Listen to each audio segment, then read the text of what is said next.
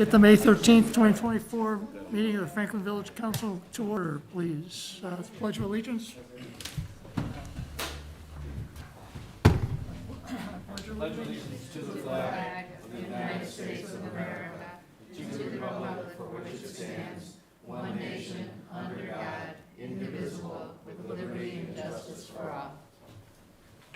Okay, Dana, will you take the roll, please?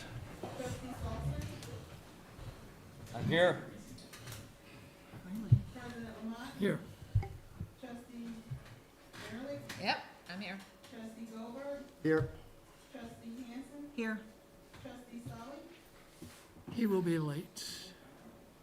and trustee Menke is not here. Okay, thank you. We have an agenda. Is there a motion to adopt the agenda? Motion to adopt the agenda. Second? A second. Any changes or questions or comments? I would request that, we need an update on the Pickering barn. Part of my report. Are you gonna do, okay, fine. I had a couple items. So you decided we don't have to do anything on the GFL contract? You can just solicit bids on your own? We're soliciting bids. Okay, good. Thank you. Interestingly, the options are not many. It's going to be interesting to see how this works. Okay. Anything else, David? Or- So I just have a question. Have we, what is officially going on with the outdoor sign?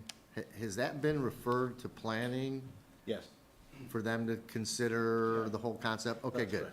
So okay. yeah, Then I don't have anything. Will planning give us a report tonight on that, or? not tonight. Not tonight, I okay. think it's on the agenda for For next For month? next month? Wednesday. Yeah, okay, good. Oh, for this, Yeah, Okay. their meeting is this week. okay. Any other comments about the agenda? All in favor of Aye. approval? Aye. Aye. Okay, minutes of the April 8th meeting are in your packet. We have a motion to approve? Motion to approve. Second. Any comments? Corrections? Perfect job, Dana. Yeah. Job. No comments? All in favor of approval? Aye. Aye. Aye. Okay, public requests and comments. Anybody out there that would like to make a public request and comment? Don't all jump up there at the first time. Come on up to the podium, please, and identify yourself. And Hi, my name is David Bloom. I'm a resident here, Franklin Village, and I wanted to ask some questions regarding government, local government here. So, in my opinion, local government should be committed to being open and transparent with its residents. They should address residents' issues in a fair, consistent way. Is that something that I'm misspeaking about? I mean, is that fair to say that? fair? Everyone agrees with that? So, my concern is it's not, okay? For example, when should somebody be required to get a survey and provide it to Franklin Village when they're building something? Should they be required if they're going right along the border of the property? I think the answer is yes. So you know if they are or aren't on it. We also have a water issue here in Franklin Village that was addressed with Franklin Village conducting a survey or sending out an engineering firm to review it. Well, I have a water issue that somebody changed the grade and built an impervious surface, and I requested a survey or I requested an engineering study to be done. I've CC'd all of you on it and have received zero response, which is a little disappointing to me. That's not an open government. And I've been told many different reasons why. Again, transparency in government is critical. I've been told because the resident didn't go and apply for a permit, that ordinances are not enforced unless you apply for a permit and go up and tell it. Well, is that the case? If so, why do we have ordinances then? Does anyone have an answer for that? Is that true? As I understand it, your issue was reviewed by the building department. There was not a, what's the term here, Roger? I don't know what address we're talking about. This is on Balsam? I'm referencing Balsam, but this is this is at my house on Rosemond, And what's your address? 30465, What street? Rosemond Drive. Rosemont, okay. My point Okay, being, this is a different issue, I'm sorry. my point being here, that we need open and transparent, I can't, yeah, So- several times. Yeah, no, so Mr. Bloom, we have read your emails, I have read them, and I actually have it here written down, David Bloom's situation, a report in the administrator's report section. I have read your stuff, and I believe everybody else has as well. I didn't see anything in there where you actually requested us to communicate back. We had asked the administrator about it. The administrator responded with an answer, which apparently is not acceptable to you. So I am Well, curious whether we, and I think that it usually starts at legal committee, for us to discuss whether or not your situation warrants a report by the engineer. My concern is not so much my property, it's addressing the systemic issue that I see here in Franklin Village, number one. And then number two, sure, my property. And I did also direct a very specific question because, and my question was specifically, was the water issue prior to rebuilding and regrading that property? And I've never received an answer on that. I think we all know the answer here to that question, do you not? Do you know the answer? This is a comment Yeah, I mean- portion of our, Exactly, that's and sort of the you're point. entitled to 3 minutes to Right. make your comment, and then we'll follow up. yeah. I mean, we can't sit here and go back and forth on specifics, but we will follow up with you. Okay, well, And it'll be on our agenda to discuss. my concern is it's not an open and transparent We are government. very open and transparent. Okay, then, I thought we'd responded, and like David said, maybe the answer isn't what you wanted to hear, but that was the answer. But let's wrap this one up, we'll get into it again, and again, the people that went out there weren't professional engineers to make a qualified decision. I get it, okay. And the answer to the question that I asked about the other issue where you did send it was he did complain about it prior to rebuilding of the house and regrading of it. I have only complained about it since this. Okay. I'm also concerned that we don't have any, issues. We don't know when somebody is required to provide a survey. Well, I think and it's that's on- not true, I think we do, and we have a. I know that my neighbor built without, and I've heard others that Well, do. again, let us And- get into the details again, and we'll And then another thing that I wanted to say, wrap it up. okay, that's fine. Okay. I will wrap it up.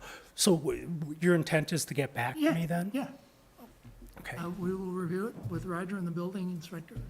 Someone will get back. Can I be involved with some of the conversation? Sure, Absolutely.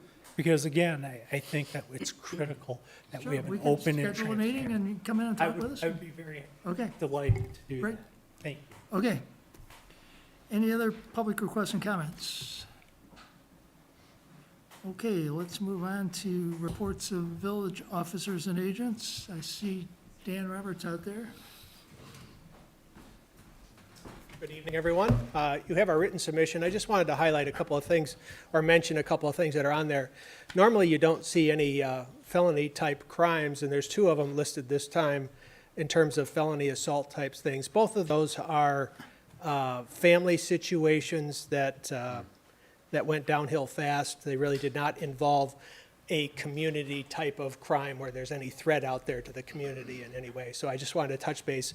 Both of them actually occurred in Bingham Farms. They did not occur in Franklin, but they are very much a family relationship things that went bad. One of them has actually happened a couple of months ago, but the prosecutor's office just charged it this month. That's why it's on your report for this month. So if you want more details about those particular cases later, be sure and give me a call. I'd be glad to talk to you about that.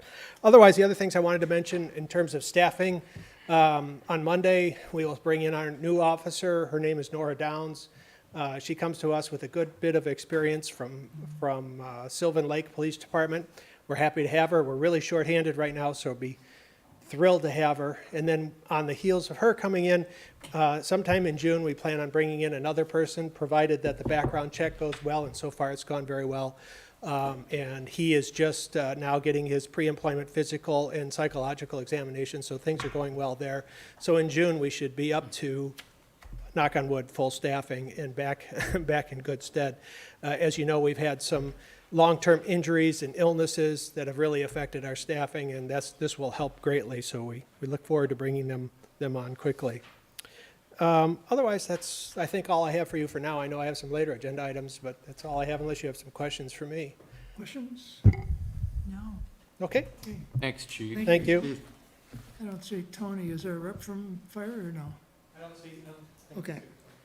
Treasurer? Kathy, you're the council liaison to the fire commission, is that right? Do you have any comments, or can you speak to anything? It would be a different report than Chief Averbuck would do, but. Our meeting is next Monday, so it was Okay. our last meeting.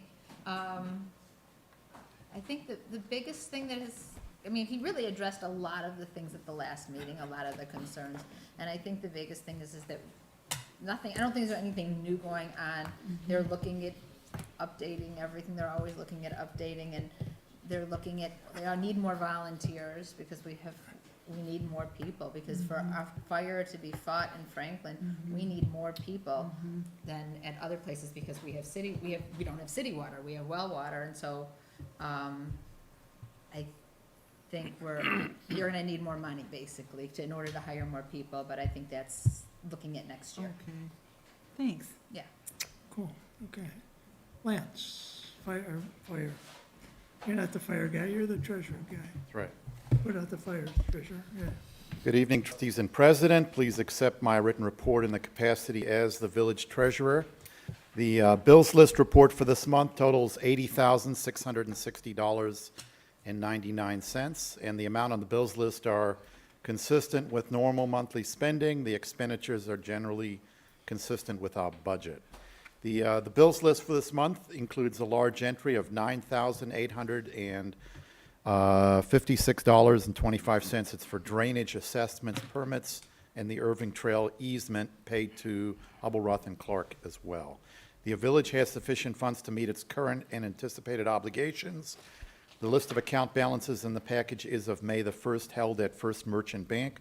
We also had discussions at our last Finance Committee meeting, talking about moving some of our general funds to MBS, which is an old vendor we used, Multi-Bank Securities, as they have a money market fund that's been approved for municipal use. Federated Hermes, I think they buy T-bills, that kind of thing, very short-term in nature, substantial interest right now, and I think that Roger's going to discuss that and get approval for us to embark on that once again. Okay? That's what I have. Questions? Nope. Thank you, sir. Okay. Okay. Submission of the current bills, you have the bills list in your packet. Do you have a motion to approve? Motion to approve the bills. Second? I'll second. Any questions about the bills list? Quiet month. Fairly routine to me, Yeah. yeah. No questions? Nope.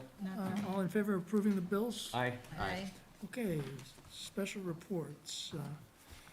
Couple of things that I wanted to address in terms of, if I can find this stuff here.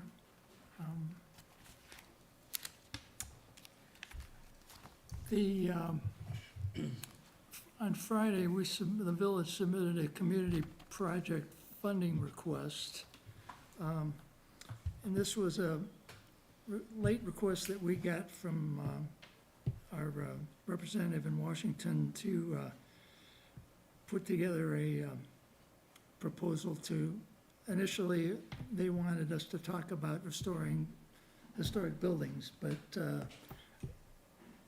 the buildings in town are privately owned and didn't qualify for federal money. So a couple of years ago, we did put together a request for the Irving to Apple Tree pathways. So we dug that out, updated it, and submitted that. So I just wanted everybody to be aware that it's not a for sure thing, but it'll be under consideration for earmarks for the next budget year on the federal level, so. Thank you. Secondly, I want to talk a little bit about bicentennial. You know, we've had the first activity, which was the barn dance and dinner, which turned out to be pretty cool. And a couple things that are going on I want to make sure everybody's aware of. When early settlers first came here, they brought seeds to plant their crops. So between the garden club and the Friends of the Library, they're conducting a seed exchange at the library. So if you still want to go out and plant whatever it is you want to plant, go to the library and check that out. It's a different concept. On May 26th, the cemetery Memorial Day ceremony will happen at 11 o'clock. This year's theme is going to be Walk in the Footsteps of Henry Cox. Henry Cox was a Civil War soldier, and he was an assistant surgeon at Gettysburg, and then came back to Franklin after the war. And he said, I never went to the parade in Farmington for the soldiers because I was always in Franklin, at the Franklin Cemetery, putting or decorating the graves of Civil War soldiers. So that's going to be the theme of the address on May 27th. So it's always it's a pretty simple ceremony, but it's pretty moving, I think. So put it on your calendar. The day before that, the Historic Society has invited descendants of Franklin settlers and early residents to a function at the museum and a walking tour here at the downtown. So if you are a descendant of an early settler or early resident, you're welcome to join us. The last thing I want to talk about is June 23rd, the Franklin Church is sponsoring a strawberry festival. It'll be in front of the church from 11:30 to 1. Kind of nostalgic music and the strawberry treat, and Ming the Magnificent Magician will be there also. So there's a new second bicentennial newsletter that was mailed today to everybody in town. So a lot of details on that are contained in that. So look forward to look at that in your mailbox. So that's all I have for my report. The council members, any? I do. Yes. I would like to acknowledge that today is Remembrance Day in Israel, which honors those who have been killed in the line of duty. Last week was Holocaust Memorial Day. And as a member of this council and a proud member of the Jewish community, a board director of Temple Israel, one of the largest Reformed temples in the country, I stand with Israel. And during current circumstances, even more so, I think it's important to get our message out and to commemorate those who are fighting for and have lost their lives in battle. And so I hope everyone will say a prayer for our fellow Jews. And lastly, a sad note, a good friend of ours and of this council and of this community, Lou Eads, has entered hospice. We received a very heartfelt letter from him saying his goodbyes before he's unable to do so. He was a member of this council and a cherished member of our community and a very good friend. And he sends his love to everybody who knows him and who he knows. And I wanted to leave you with that as well. That's all I have. Thanks. Anybody else? I have a comment. Go ahead. Lou is a good friend of mine too, and I feel just terrible, but, you know. And just like Lou, who was the brand manager for Corvette years ago, for a long time, you know, he always has to have the last word, and he will. And this might be it, but he's gonna make sure all of us are aware of what's going on. And, yeah, and I guess the next time I'll mention it is, you know, after he's gone. But I suspect that won't be too long. He's fighting cancer. His prostate cancer turned out to be the deadly fast kind. And he's lived for 15 years and just really was an important person in the community, serving on council for quite a long time, so. My comments, I wanted to talk a little bit about sidewalks and mobility in the village. And I'm raising it because, not with a particular outcome in mind, just awareness building. You know, the council is involved, is getting close to a final budget for the village for next fiscal year, the year that starts in July. Next council meeting, we will formally approve that budget. And I can tell you that it's pretty flat, meaning our expenses are going up and our income is going up, but not a lot. And at the same time, you know, Bill and we have, you know, created some goals for the council that are intended to help us prioritize where we can spend discretionary money. What do we want to work on? How are we, you know, what do we want the staff to work on? The budget workshop, which will be held for the council and anybody who wants to attend, will be sometime after this meeting and before the June council meeting. But I've been talking with council members about how do we take those really good goals and in a lean year, it's always lean in Franklin, let me rephrase that. How can we act on those goals and move forward on them? And if we decide we can't, we shouldn't set them. You know, we should say, we can't do this right now. On my mind is our commitment to the villagers to finish the sidewalks south of 13 Mile to the village limits, which is 12.5 mile, and to pursue a walking path along 13 Mile Road. That is one of the major expensive goals that we have. I don't think that we've moved too far. I think you've taken a look at some funding, but I don't want to lose that commitment we made to the third of the voters that live south of 13 Mile Road, who choose often not to get involved in some of the stuff that goes on about our concern about the historic district in downtown. They want to live in peace, but they also want to be part of the village. And they will tell you that if you go knock on their doors, which I have.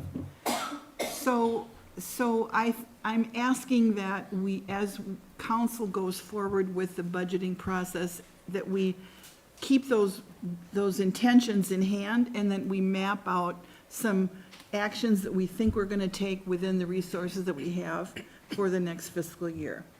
And I'm saying it out loud because I wanna make sure that we hold ourselves accountable to do that, and not fall into that trap of setting great airy-fairy goals and then, you know, letting them gather dust. We don't do that here.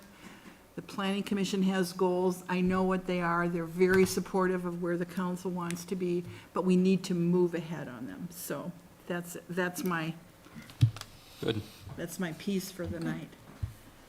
good. David or Kathy? Nothing? Okay. Roger, Ms. Roger, report. I have a couple of things I want to talk about. One, while we're there, is the budget workshop. We're trying to arrange our next discussion so that folks from Plant and Rand can be with us and answer some of your questions, particularly about some of the strategic stuff that Pam's raised in terms of funding long-term projects and how you might do that. They've offered up 2 dates in the next month that are available to them. One is the 21st of this month, and the other is the 3rd of June, which is a Monday. The 21st is a Tuesday, a week from now. Does, What's the second date? 21st is a FCA annual meeting, Right. so that would be what time were they thinking? that's up to us. But what I was suggesting was 6 o'clock. So that meeting's at 5:30.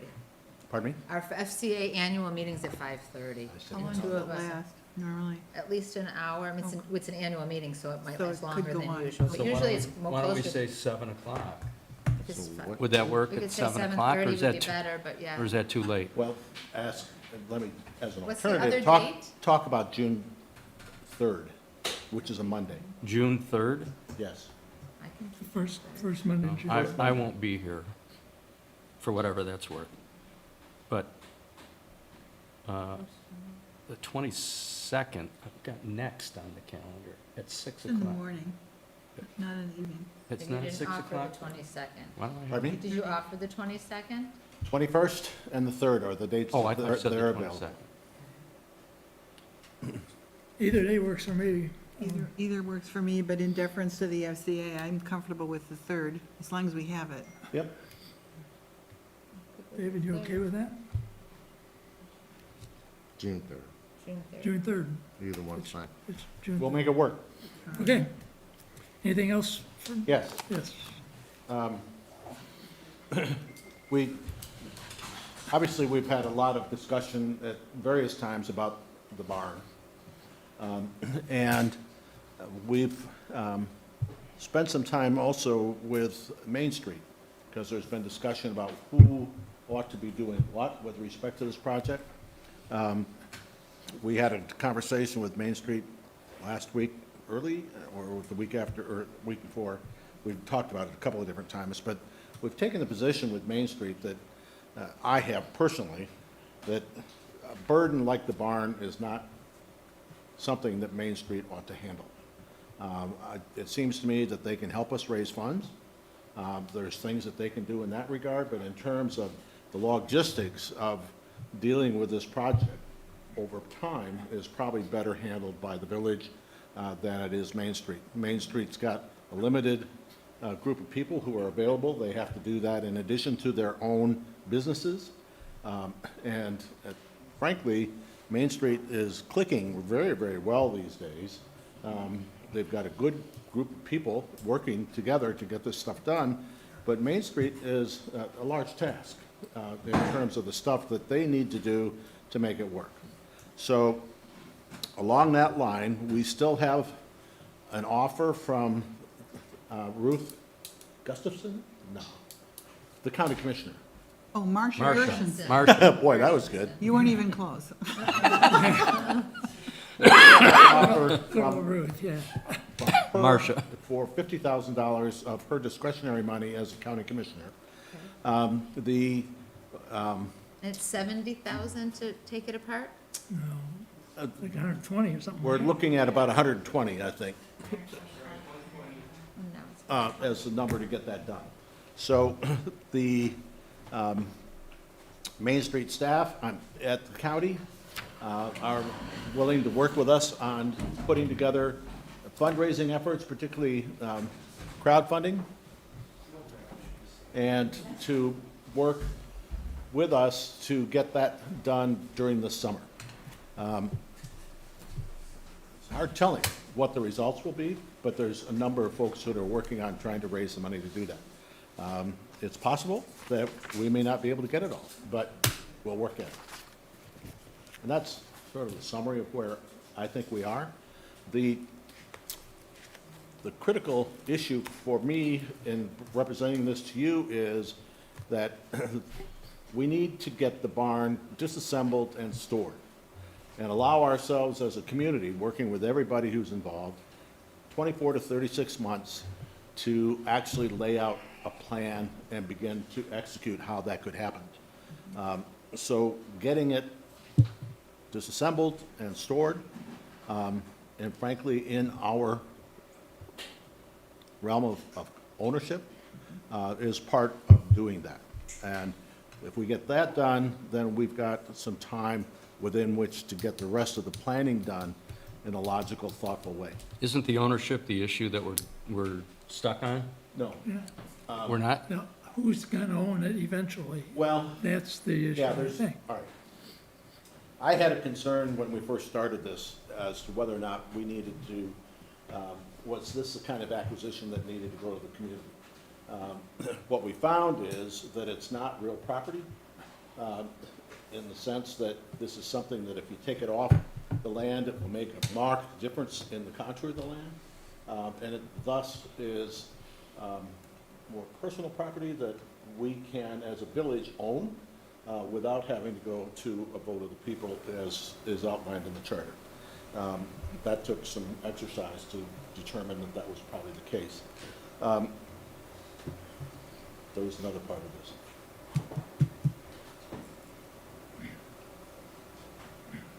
That's the critical issue at the moment. And Okay.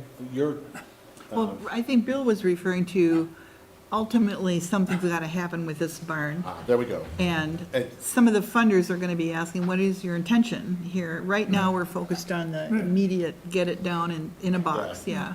We had a joint meeting with the county officials, and one of the things that was said at that meeting is that particularly at this early stage of this funding, it needed to be either a nonprofit or a governmental entity that owned the building in order to deal with their grant of funds. The comment that was made by the county was that within 2 to 3 years, after it's been a while and they've demonstrated that we're making some progress on this, eventually you might be able to sell it to a private vendor. It just depends on the project. And we would expect that as we go through this, we'll be involved with the county all the way through it, that they will be helping us in one way or another to make this happen. Will a resolution be required from the council authorizing the village to purchase these? I think if we get to that point. yeah. Well, and the last time that we had any feedback from the owner, their desire was, get it out of here. Yeah, That was as much as they were willing to talk about in terms of price. so I'm kind of looking at next steps, because it strikes me that the council's gonna should formally approve that. So we have approve that purchase, no? Before that, we gotta, where's the other 50 grand gonna come from to get the $120,000? That's the key That's a right now. co-funding program that the county staff is working on. Okay, And there's opportunities in that process to generate quite a bit of funds okay. in terms of various investors who can use, I did some research on this earlier today. There's several different ways of doing GoFundMe programs. And some of them generate a whole lot of small investments, but bunches and bunches of it that can be done as donations to make it work. That's just one of several ways to get this stuff done. And I don't have a recommendation with respect to that, but my assumption is that before we proceed to the next steps, we will come in with much more detail about how all of that could come together. And at that point, obtain some approval from council to proceed. Okay. Those funds are matched from So somewhere? it's an MEDC grant that Oakland County, myself, Pete, Jeremy, our Main Street president, we're all gonna put that together. So that's 50,000. But we have to it's a crowdfunding grant, basically. So you have to match the other 50 So with, we have to get 50 in order to be given 50. correct. And then the rest of it comes from Marshall, Oh, the county. And Marcia, I thought Marcia was giving 50. she is, her, She is. her. Then we'd have 100, then we'd So have then you would have 150. Mhm. Mhm. I'm bringing up the ownership issue and the formalizing of it because my understanding is that Commissioner Gershenson is looking for assurances that we're going to preserve the building and it's going to be owned by a public entity. I wonder if, and that's behind my question, do we need to have a formal council action to be able to document that for her. She hasn't asked for it, and our word is good with her. But I'm raising it because I know you've been talking with the attorney and trying to maneuver, acquiring the property, I think- or the boards. Peter and I are comfortable with that, and that's why I suggested that at the June 13th meeting, no, today's the 13th, that's earlier, the 10th, that we would have a resolution for the Okay. council to consider that would answer those questions and demonstrate the support of council in our proceeding. Okay, All right, so we'll have a resolution for the next We're meeting. really not making a commitment other than manpower Well, to, it's directing to, us to proceed. right. And we would include these descriptions Right. of what we're trying to do Yeah. But when as we, a part of that resolution. but when we figure that out, that's the time to So let's say, put that on our legal agenda Yep. for yep. next month.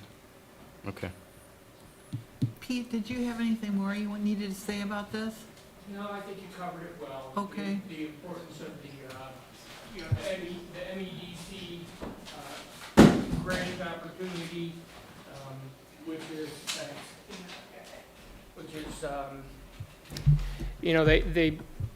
this is Main Street, Oakland County's, expertise. John Bry, very knowledgeable in how these grants work and what grants are applicable.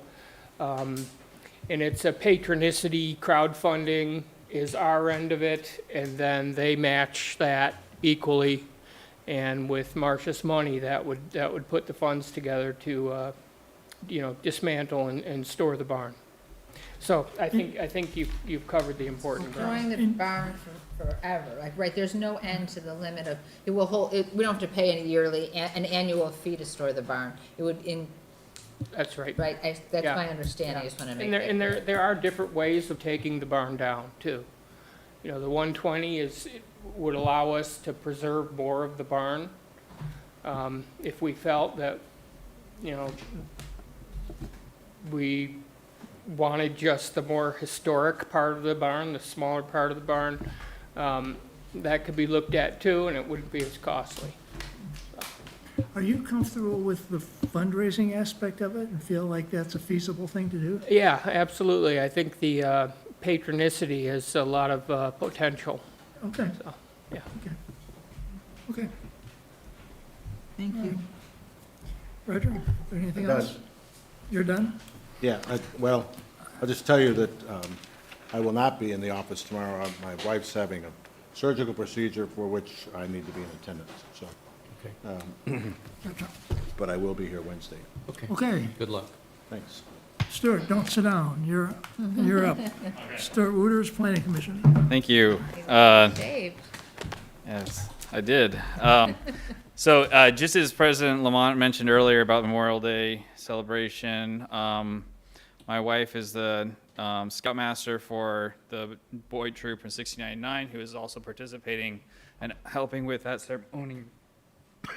She is the first female Scoutmaster in the 50 years of 1699. So anyway, it's a great service.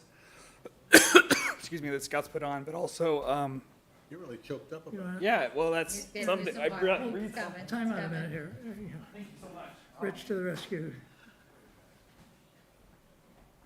awesome, thank you so much. All right, I don't know, I breathed something.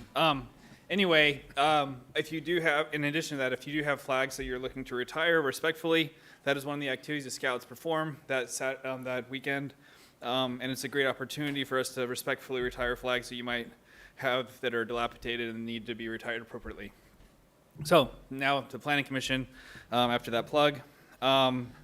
So as you have on your agenda, we have recommended as planning an ordinance for, it says artificial turf, it's technically artificial landscaping, that has been recommended by Planning Commission to the council to consider an ordinance with regards to restricting artificial landscaping. Since it was mentioned earlier that we do live on off of well water, we do not have a public water system other than what's in the earth. We have recommended an opportunity for us as a council, as a village, to try and help protect the waterways with this ordinance. Also on your agenda, you see also the annual report from last year that was put together for all the hard work that has been done by those in the planning this last year, which is, I think, the last agenda item you have. We also have a public hearing on Wednesday in our agenda for reviewing the extranet system application. We're still trying to gather more information, but also we have to make progress on the extranet application. Otherwise, it'll be de facto accepted. So we do need to make progress to see how we can continue to work on our, make it in line with our cellular ordinances, and meet that that requirement that we have for meeting those deadlines. Those are the main points to bring up from planning. You know, and we also are continuing to work on the golf cart ordinance and getting information about that as well. So, any questions for me? Questions? Okay. Thank you. Okay, Rich Parado, Woodside, quick question for Planning Commission. sure. Stuart, one of the things in the last minute meeting minutes was that the Planning Commission was waiting on feedback from the Oakland County Road Commission before potentially having a public hearing because that could have an impact. So did you guys receive that information? received satisfactory feedback from them yet, so we are still, just because we're having a public hearing doesn't necessarily mean that we can move forward with it from the public hearing, but we are still working through that process. Okay, so just curious, because that's what the Planning Commission kind of said. Okay, so you don't want to delay the public hearing because that information is not available. We don't want to delay the public, if we delay the public hearing, then it's de facto accepted. Because we time out. We have 90 days, I 90 think, days. to, So we Okay. have to make progress so that we can continue to work through the process. Okay, so you have to have the public hearing on Wednesday, 2 days from now. Yep. Okay, Yep. thank you. sure. Okay, This These is are- also regarding the same issue. we're really not important. addressing it right now. If you want to address something with the planning commission, go ahead, but, No, I'd actually like to address it with you. this isn't the time to do that. That was public comments that you missed. Public comment from Rich. Come on, No, well, why don't you give me a moment? I'll give you 1 minute. Okay. So regarding the public hearing, I went on the website. I've been looking for publication, any kind of a notification that there is a public hearing. There was no agenda printed out. There was no minutes, draft minutes available. There was no packet available on the website as of the end of April. And I've been out of town, so I've been concerned about this because I know this public hearing is important and people want to come, but not a lot of people know about it. And we've been given very little notice. So as far as moving forward, there is a way you can move forward because you can deny this application. One, the special use approval process that's supposed to be taking place says currently in our municipal codes. You're giving us stuff that. No, planning- what you I'm ought to be saying talking to is, planning. there's no need to have a public hearing. This Then should, talk to planning. this should be denied by the village council as it goes It's in against our planning special standards. use When they send municipal it back to code. us, we'll act on it. Okay, but you just said you didn't have time to act on it. The only action you can take is to deny it. So there is action Okay, thank you for your comment. possible. Okay. All right, Main Street Franklin, is there a report? We talked about the Pickering Barn, that's our main focus okay. currently, so, Okay. this week, we'll be working on that MEDC grant. Okay, cool, very good. I'll be doing more in the future, but in the interest of time tonight. Very good. Okay, Pathways, was that, David's not here, or is there? Neither David, one. was David Mark? Okay, Yeah, we'll David pass on Mark. that one. Okay, let's move on to old business, the outdoor lighting ordinance. We got an email this afternoon with, David had reworked it to emphasize the light trespass. At my quick look through it, it looks like we're onto something here, but I'd feel more comfortable if we had our legal counsel look at this and give us their opinion, and we talk about it again next week, or next month, I'm sorry. Okay with that? You okay with that? Bill, I move that we postpone consideration of the second and final reading of the outdoor lighting ordinance so that our legal counsel can review the latest set of changes. I'll second that. Any further, and David will be involved next time, okay. I like what he did too, if it's gonna go forward. Yeah. Okay, all in favor of postponing it? Aye. Postponed. Okay, next one, there's an intergovernmental agreement between Franklin and Bingham Farms for police services. Dan, you want to address that, please? Certainly. There's really nothing major in this. This was proposed by the Village of Bingham Farms, mostly to clean up a lot of the language in the old agreement. The old agreement goes back to 2010, so it has very old signatures on it in terms of who was the presidents of the time and who were the village administrators for both villages at the time, things like that. There was also a number of provisions about how they wanted the financial reports to come to them. Roger and I spent a lot of time talking about that. We really didn't have any issues. He didn't, and we didn't see any issues with the verbiage changes that they were proposing. In fact, all the ones that were highlighted in there, we really had no objection to between Roger and myself. The one that we did push back on that you don't see in the agreement is they wanted to change the length of the term from 5 years down to 3. And after discussion with them, they changed their minds on that. So they were keeping it at the 5-year term again.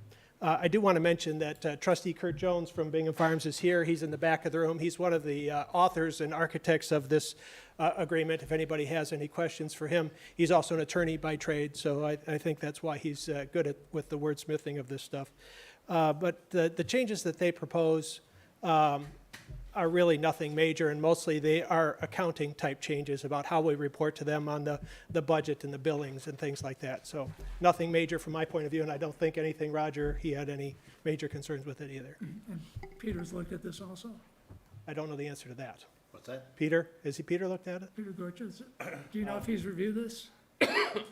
He has seen it and had an opportunity to take a look at it when we first got it. It was several months ago. Okay, So he did not see any issues at the time. okay, okay.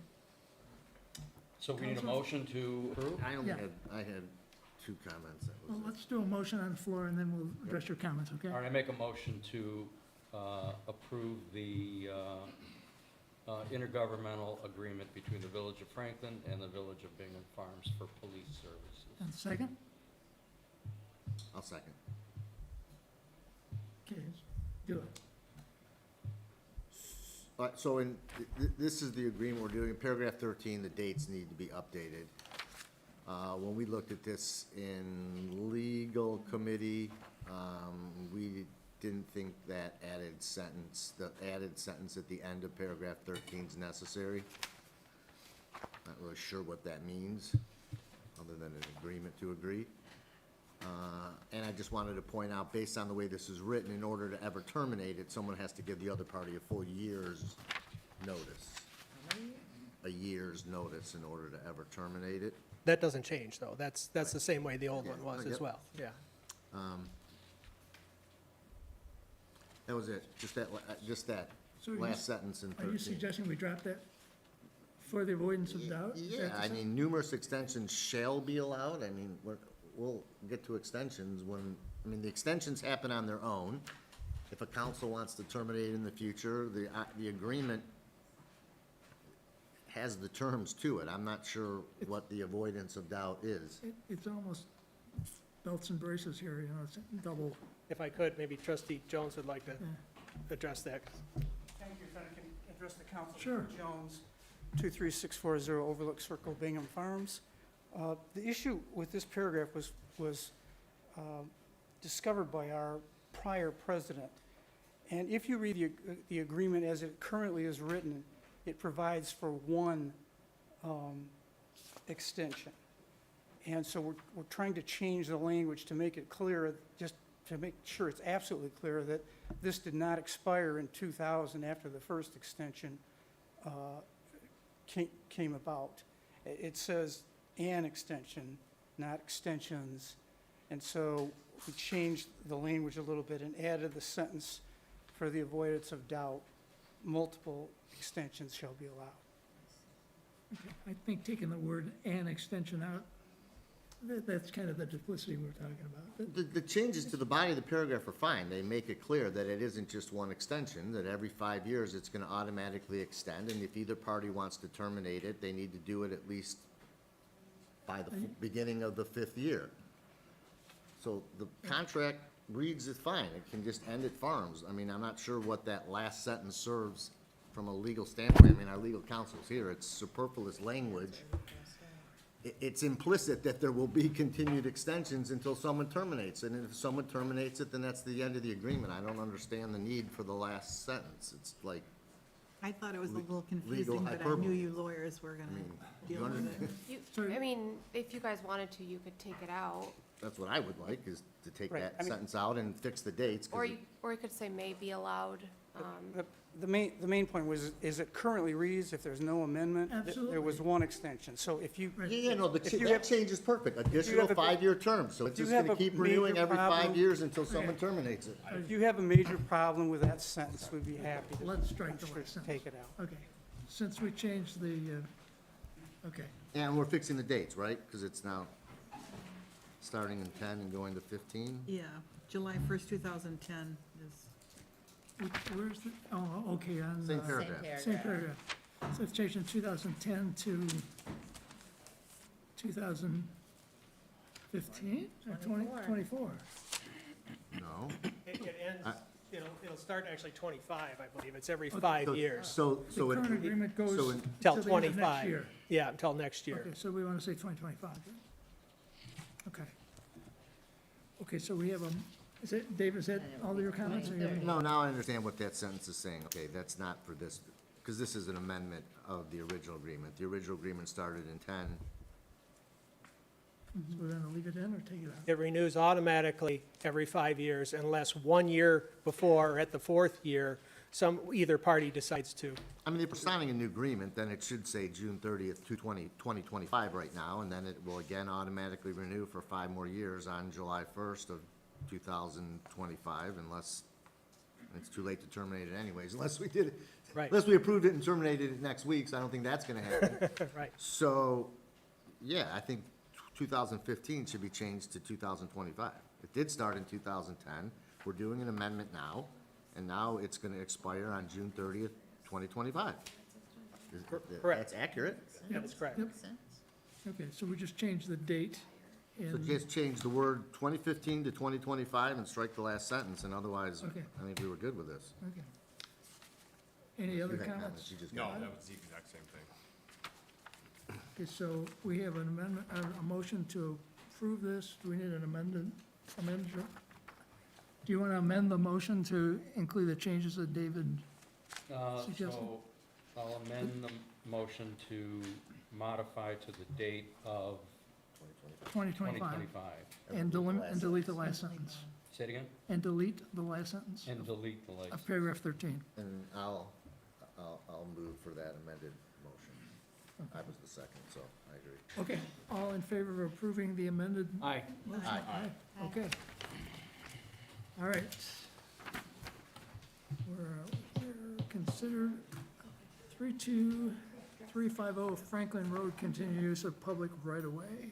A couple months ago, we had a bit of discussion about this and decided that we would give interested parties 60 days to come back and make comments and talk about it again. And the 60 days are up. Here we are. So, any comments or any, where do we go?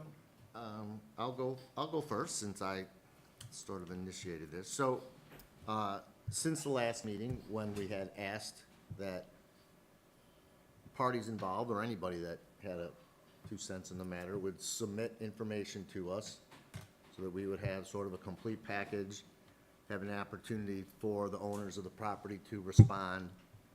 They've provided us with information. I've had an opportunity to speak with both of the parties in the interim. At the time, one of the biggest concern was the fact of the fence in the public right-of-way in front of the house. At our last meeting, when this was discussed, a lot of residents came forward and pointed out the fact that, particularly in the historic district, fences exist in front yards a lot, even though under our current ordinance, they're not permitted, and in the other areas of the village outside of the historic district, you don't really ever see them. But they do exist in numerous places along the streets of the historic district. And there's even another house on Franklin Road that has a fence in the front yard and in the public right-of-way. Not by permission, by, I guess, It's just been there for years. Yeah. sort of just because it's Just been there put for it up. years. I don't know if there's an agreement. So, on that. right, so, we had asked for information to come in. We received a survey now that was confirmed by both of the owners on both sides of the property that, in fact, the amount of right-of-way in the front yard that's being used is less than a foot, we're in the inches domain. So my concerns about the fact that there was a fence in the front yard, that it was in the public right-of-way, and the uniqueness of it, have definitely been alleviated. A lot of the residents pointed out those facts. I've spoken to the parties about it. There has been, in some of the documentation that we received, I guess we received videos from one of the parties that lives in the area, the neighbor, and they're showing instances where the dogs of the owner of the property are in the front yard.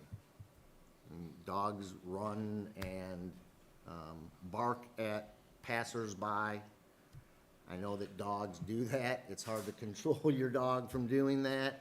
I don't know if there's other instances where people have fenced-in front yards in the historic district where their dogs are free. Maybe they're not completely enclosed, so that can occur. So in general, my concerns about the contract and having, eliminating that right-of-way area and that fenced area has been alleviated. I do still have concerns about the dogs being free in that front area, not necessarily the backyard area, but in the front area because of the proximity to the sidewalk. I've walked it a lot. There's some landscaping that is, grows through the fence, and because of the proximity of the front fence to the sidewalk, if the landscaping could be just a little better tended, those are really my concerns now. Moving forward, I could try and make a motion to that effect. I don't know what other members feel about the whole issue, but from my standpoint, that was the biggest concern. I know that there's a fence line in between the properties that's not the part of this discussion, which needs to be addressed, and I believe is being addressed, and is something that is, ordinance-driven, and, will be addressed, I'm hoping, in due time. But I'm not as concerned about the fence existing in the front yard anymore, being that they're not really using that much public right-of-way there, and the fact that it exists in other instances makes it less unique. So are you saying we ought to either amend or revise the existing agreement to include the dog and the I mean, I landscaping? don't love Would the you be okay existing with that? agreement only just because of other things that have been So rewrite raised it then. about it. Okay, I'm not interested in taking an existing agreement and trying to reinvent the wheel. okay, that's fine. So I'm just trying to you figure know, out if what's we your had our motion here. count, What- well, what's what the I'm action getting we to, I'm want? just getting, I'm just speaking now. I think we'll let everyone speak, and then someone can make a motion, including myself. My druthers would be that the contract be rewritten and signed by the current president, ratified by the current council. Cool. I'll and make a signed- motion well, that well, we, well, hold on one second. okay, go ahead. So,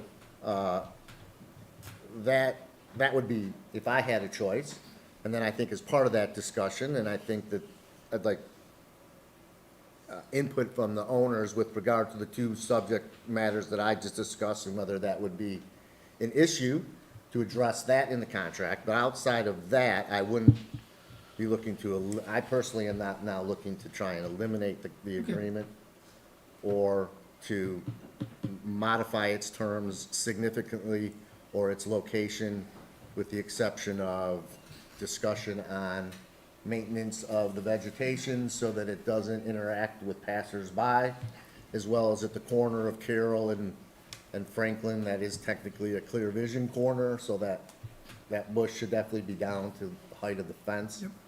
And then, you know, the dogs unattended in the front yard would probably be the only other comment, so that we don't have to worry about people that are walking their dog on the sidewalk and the dogs interacting so close at the sidewalk. If this fence was set back more, it would be less of an issue. Personally, those are the only two Okay. items I see anymore. Does any other council member have a comment? And Mike? just for the public record, because we've all on council spent a significant amount of time on this issue, and our administrative department and our police department have been burdened by a neighbor dispute. I just want to go on public record to say what our ultimate goal is: to have a peaceful two-neighbor coexistence, a two-neighbor solution, and that the other party, who isn't here now, unfortunately, has been very voluminous in her correspondence with us, and it's been a very dramatic period of time for all of us, and that we're hoping now that we can establish some boundaries and a willingness for all parties to move forward in a productive direction, that there is another fence issue that needs to be dealt with that's separate from this, but that we concur that we are comfortable going forward with just the modification of the existing arrangement. And as long as everybody is committed to being cooperative, I don't think we're gonna need to revisit this. I hope we're not gonna have to revisit this. So I'll make a motion to Let's, Okay. Pam's got it. Well, Okay. normally Comments, we have a motion, and we should have a motion, so, discuss it. because Okay, I then think go other ahead. people may. So Make a I'm motion. going to make a motion to modify the existing agreement within the realm that David has Include David's discussed, comments, yep. and that moving forward, we Yeah, we bring it back whenever council has it ready for ratification. we'll bring it back for and review, and then execution. we'll approve And it. approval. Okay, is Yeah. there a second? I would second that. Okay, now, I have a couple of questions, and, so, in the course of some discussions between Robert and Katie and their neighbor, the issue of the fence placement appeared, and I believe we concluded that the picket fence on the Franklin side and the Carroll side were not placed in accordance with the ordinance, the fence ordinance. It's in the right-of-way. An old agreement that is still a mystery, that wasn't even signed by the Hennons, popped up, and now we're talking about renewing a so-called agreement with him, or a contract with them, for reasons that I'm not even sure are needed. My understanding is that that written agreement was to allow them to move the Carroll fence way over to the road. And that's the part that, I mean, I'm with you, David, on the Franklin side. I would never ask somebody to move 5 inches or 8 inches, but on the Carroll side, I believe that was the reason for doing that agreement, that the family could push the fence out to the road just about, and then they have some boulders there. And we are aware that there have been some problems with cars backing out of and hitting the rocks, backing out of the post office. So the issue of that fence placement seemed to be the more egregious. And I wonder what your recommendation is. Is that off the table now? Is it, are we agreeing to, because if you look down Carroll, the Hennons fence is quite a bit closer to the street than the neighbors. And my understanding is that the fences of the neighbors down Carroll were there prior to the ordinance, so they were basically grandfathered in, unless I'm wrong, but that's what I was told. So I'm wondering what action, if any, the council wants to take with regards to the Carroll side fence. And, I'd like to have a discussion of what precedent we're, if any, that we're creating here because we routinely get fence requests. And we've turned down most of them, or they've gone to zoning and they've been turned down. And, I just want to get clear on what the impact of our action's going to be in this case. So my personal feeling on this is the precedent has already been set in the fact that there was a license to have the fence put in the right-of-way. The question we now have is whether or not, within our right, we want to revoke that.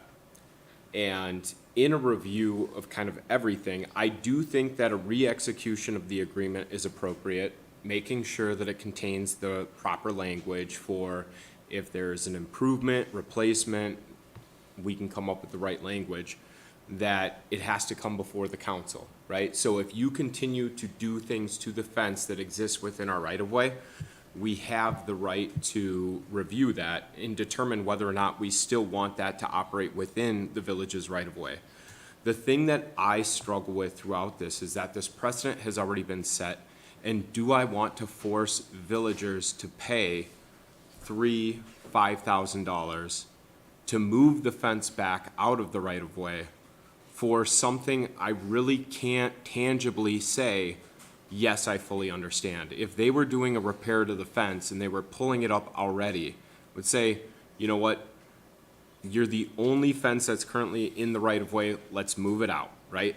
But that's not what we're here discussing. We're here discussing whether a fence that's in its current condition, which appears to be good, needs to be lifted and moved out of the right-of-way. And again, I operate under the sense of I want to minimally impact our residents negatively as much as I possibly can.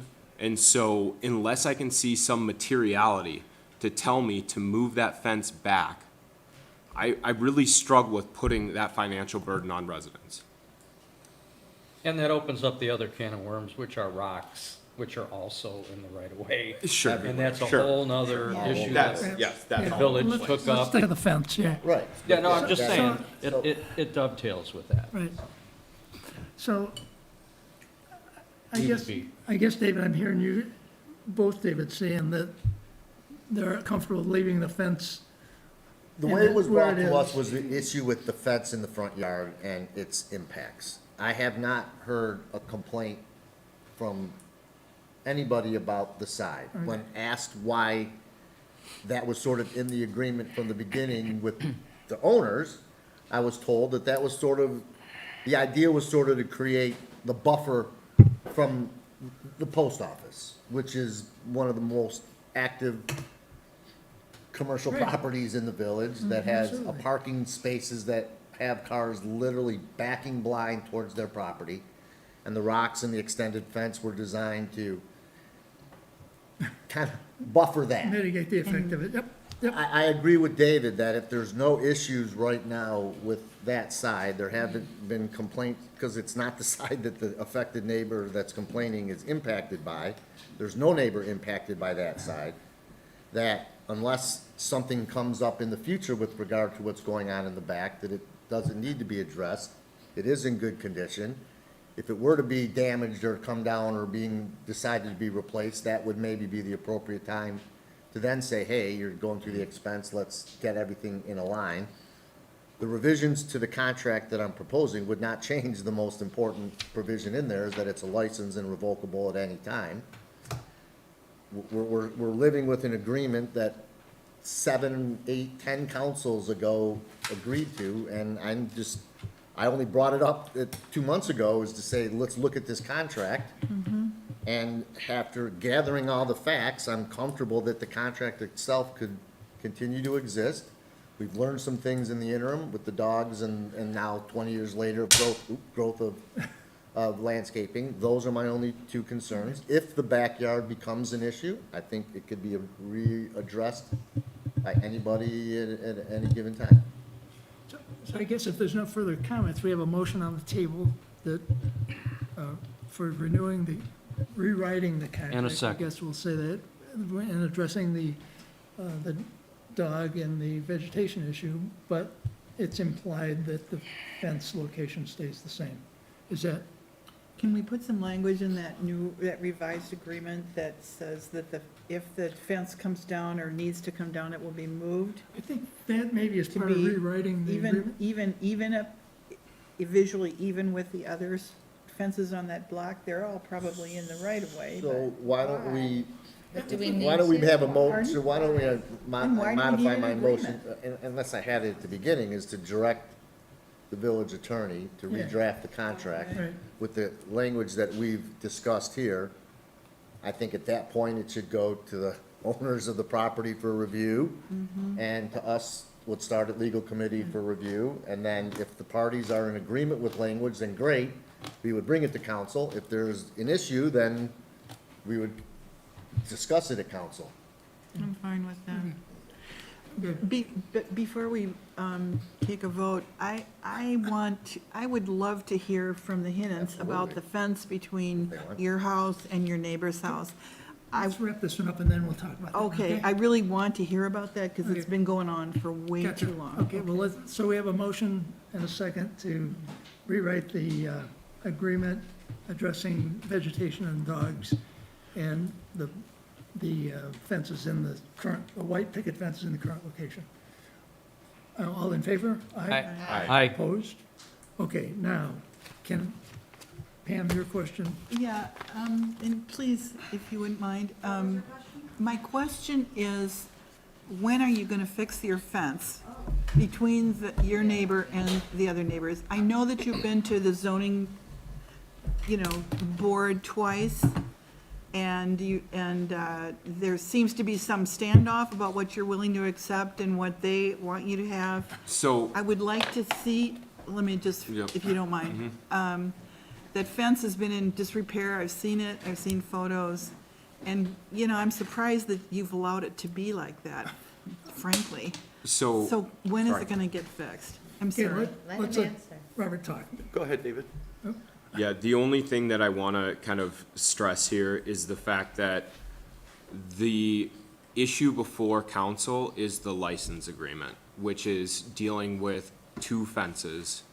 I do take issue with the fact that we're questioning people that are in the audience regarding something that's not on the agenda. Personally, that the fence that's currently in discussion would be a matter of a ordinance with our code enforcement officer, and I would prefer that that engagement exists between Roger, the code enforcement officer, and the residents, rather than being part of a recorded discussion that would be outside the norms of our typical operations and process.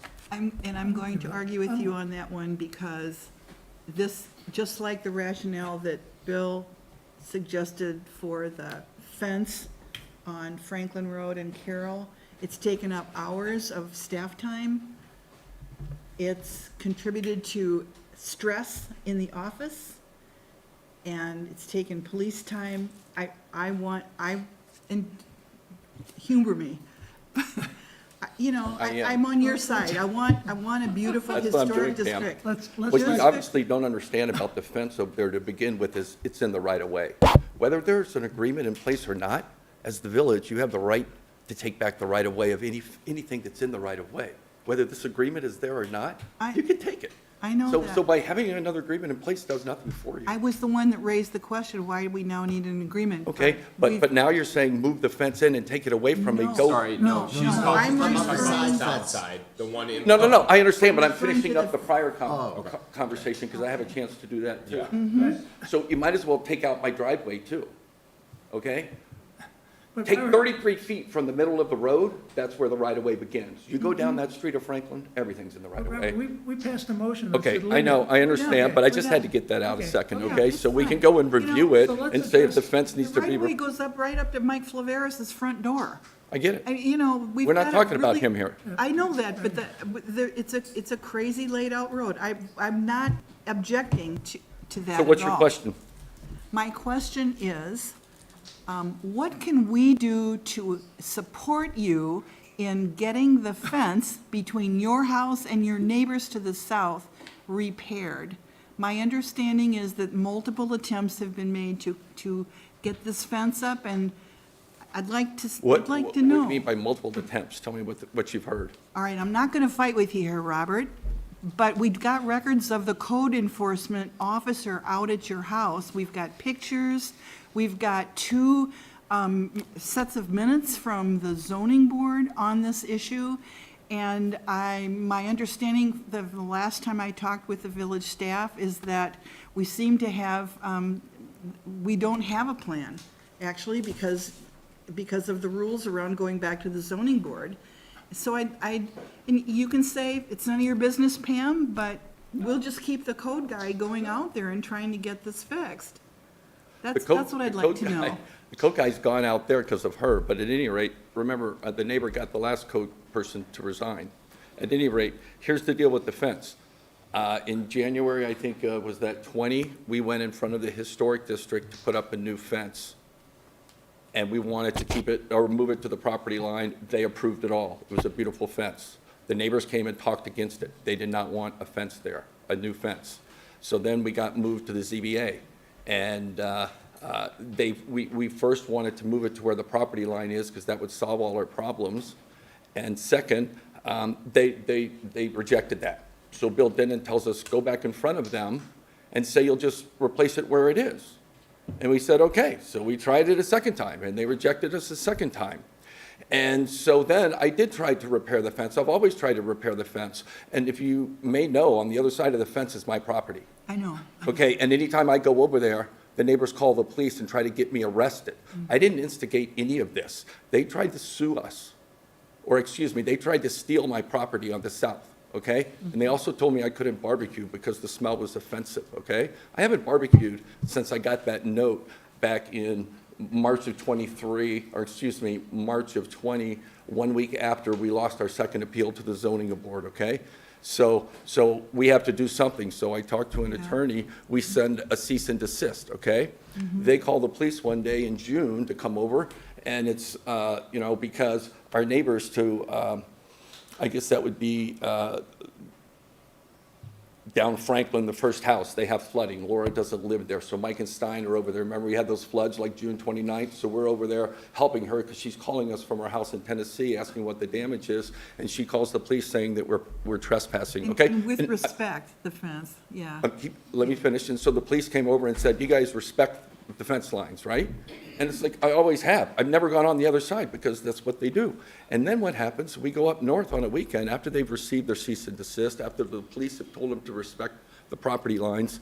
They come in on Labor Day weekend when no one's around and cut down 3 heritage trees that are all mine on my property in my backyard, changing my entire tree canopy in my backyard that I've had for 30 years. Doesn't sound like our peaceful resolution is gonna go very well. I'm just telling you what's happened because you asked. And No, so I we had to actually sue them. didn't We ask won about quiet that. title action. We won quiet title action against them. We won trespassing against them. We won public nuisance against them. And trespassing and public nuisance continues because we're here tonight and because they still haven't taken the stuff that they have on my property on the other side of the fence. I go over there, they call the police. I don't want to deal with that. So let me repair it. Let me replace it. Tell me what I need to do. I've done everything the village has asked me to do, and this is what I get. Okay. So what do we have to do to get consensus on this is the new fence and? Tell me. You tell me. I'll do whatever you want. Yeah. Let my wife talk. Well, I just want to say that we need to feel comfortable accessing our property. We Yeah. need to feel comfortable going there, being able to maintain it. There's nothing that we want more than a new, sturdy, great-looking fence. We've been trying to do that. We've tried for years. For years. What we can't feel is that we're not allowed to access our property. We need, and then until we get the permits, until we go through these Who stages. sees that fence? We don't know. We want it to be a safe, sturdy, They beautiful have cameras. fence. They record We've everything. set- Have you submitted We've a said that request to for ZBA years. for your current desire for the fence? Is there Sorry? a request to the ZBA to approve a fence? I don't. So I don't think so we were yet. told to apply again, and you have to go to the HDC first. So they've already approved it, so they'll reapprove it, and then I assume we Okay, have to so go it to. looks like the process is starting. so you've Okay, started. that's- We've already applied. Okay. Pam, we desperately want to resolve it. We have no issues. Right. I know but that you do, We can't Kate. feel Yeah. that we're not able to access, Okay. that we're not able to. I can't fix the step fence. On the other side They of the won't let fence, me. which is our property. That's been our concern. Okay. We're just doing our best here. Okay. So I think Just the doing our solution, best, the but solution we're is happy to- get the HDC approval, which you're doing, get the ZBA approval, Yep. which is something to come. And then we're done. Then you're home The free. only thing that I would ask is that if you guys hit roadblocks, legal committee, please work with them. Because again, we don't need to send residents in circles of trying to find resolution. Right. This is a fence that Wanna do that. abuts two residents that have a dispute. A good, well-maintained fence at its current height would do wonders for giving each party their privacy. You got it. And That's all I, we've and been I wanting for understand years. that. I just want to make sure That's all that you we've guys asked for. don't get into the process and be turned down. Well, it's gonna be all one height the whole way down and replace the chain link fence. Yeah, my concern is that I don't want procedural issues to come up down the line. Right. And then for you guys to be without the involvement of our legal committee, to be told one way or the other what you can and cannot do. I want to run it to ground to find resolution on this. Please, So let's thank you. follow the Okay, so I guess we need ZBA. to understand how to do that better, because it's our understanding that we need to apply for the permit, and then We we have. have to go in front of the historic district. Yeah. We want to do things protocol. Yeah, I think we're going down the path the right way. No, I think you are going down the right path. Something that we shouldn't be doing, we don't know. I'm not aware of anything that you're not doing correctly. Get it done in No. minutes. Yeah, I just don't, again, I don't want you to go through procedural red tape of all of a sudden kind of being blindsided. Because again, I think you are all working towards resolution on this, and I want to continue that progress moving forward. Please. Without there being, if there is something that gets in the way, the people sitting here should be aware of it so that we have a continuous, a uniform and aligned opinion on what's happening, an observation of what's happening. Right. That's all that I'm saying. It We'll wasn't keep to say updated. that I'm I very aware of much anything that's support that. happening. We'll keep Okay. you Yeah. updated. So Not a Roger, I'd problem. ask you to stay involved in this, and if there's a hiccup, speak up, tell us, so that we There's a can, hiccup already. with the ZBA application? No, the, The HDC application. the application that he submitted to Bill Dinnan for his consideration was for a 6-foot fence. Okay, And the 6-foot fence for the length of the duration, right? The fence ordinance allows only a maximum of 4 feet without getting a variation right, granted by the ZBA. right. So you just received, I think, a notice from Bill? I haven't got anything in the mail yet. All right, well, Bill So will would you be send- good with a 4-foot fence? Well, they're entitled to a privacy fence in the areas that a privacy fence are permitted. Correct. They're asking for the privacy need- fence to be extended. And the historic district loved that They idea approved it. because they want it to be one. They don't like chain link. circle, One Right. solid fence Okay. rather than two. So So that was their thinking. so and we Roger, want what- everything to look- But that's the problem. Okay, well, hold on, let's Like- let Roger, so where are we going with this one? What's the letter say? He, if Bill declines the fence because it doesn't comply with the code, Right, that's when he has an opportunity to make an application to the ZBA. and has Bill declined it? He, yes. And, Okay. apparently, the notice hasn't gotten to him, because Okay. I think it was just issued But last we But it's said been it, okay, declined, it's okay. been declined, and it's gone to the ZBA. No. And has it not? No, not yet, because the declination was just previously. not, oh, yeah, 5 years ago. Okay, and they turned it down because it is a variance that they weren't willing to accept. That's basically the case. Because So the neighbor why came would and this spoke be any against it. different if we do this again? I think that's the problem that we're. Is It Bill, is is a Bill difference willing in to the- change his So it's really up to the recommendation? ZBA, yeah? No? Yes. Yeah. Yeah. Roger, is Bill willing to change his Can't- recommendation? He's just He can't- enforcing the ordinance. Bill has the obligation to live within the language of the. Bill I has to, understand, Right. I Bill has to do understand. his job. And the ZBA has the authority, in Correct. their best judgment, to make an exception to what the building official has decided in a particular case. Okay? So the only way around this is to get the ZBA to revisit this for a third time and to find it within their body to say, okay, we're gonna make an exception, right? And so the difference that we're making, instead of putting it on the property line or leaving it where it is, we'll put it 1 inch on the property line. So that would be a difference and another reason to go in front of the ZBA, from what I understand. Because you can't go back and give them the exact same presentation, so move it in 1 inch, and then maybe they should be able to approve that. But I can't go back and say, let's put it on the property line, or let's put it where it is. Can it just? So we can do So why don't we talk to our 1 inch on the ZBA? inside of the property line, we're okay with that, and I still won't go over there. So that's the process. So you haven't submitted that because you don't know that it's. Well, been- I gotta get the letter, I haven't gotten the He has letter. to See, get the letter just went out. Okay, that's cool. So as soon as you get the letter, let's do the application for. He would need to fill out the application, Okay. go to the ZBA. So the process is rolling. Perfect. Let's That's keep it correct, yep. rolling. Okay, Yep. okay. And if the ZBA denies them, then they're gonna have to stick to a privacy fence to where they're permitted. And if they wanna fence the rest of the way, build a fence the rest of the way per the ordinance, because they're not gonna get another Well, chance Pam, to go it back. sounds to- like the neighbors want a fence, so let's just like agree to it. Right. I mean, like, let them, I mean, they were the only ones that said no to it, and the ZBA listened to them.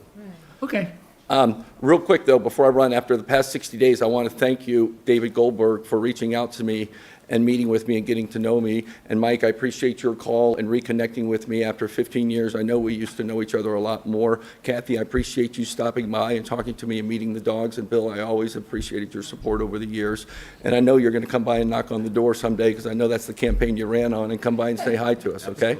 I'd like to meet you in person and have you get to know me as well. Yeah. Thank you. okay. Thank you. Let's move on. Next thing, we have a consent agenda that's got 3 events on it. This graduation party is not a civic event, really doesn't belong here, does it? Well, they wanna do it on village property, want- or is that That's FCA? the want to question, use is it Village F- Green. Well, where Is is it it? Village Green or is it FCA It property sounds like was it's my FCA question. property.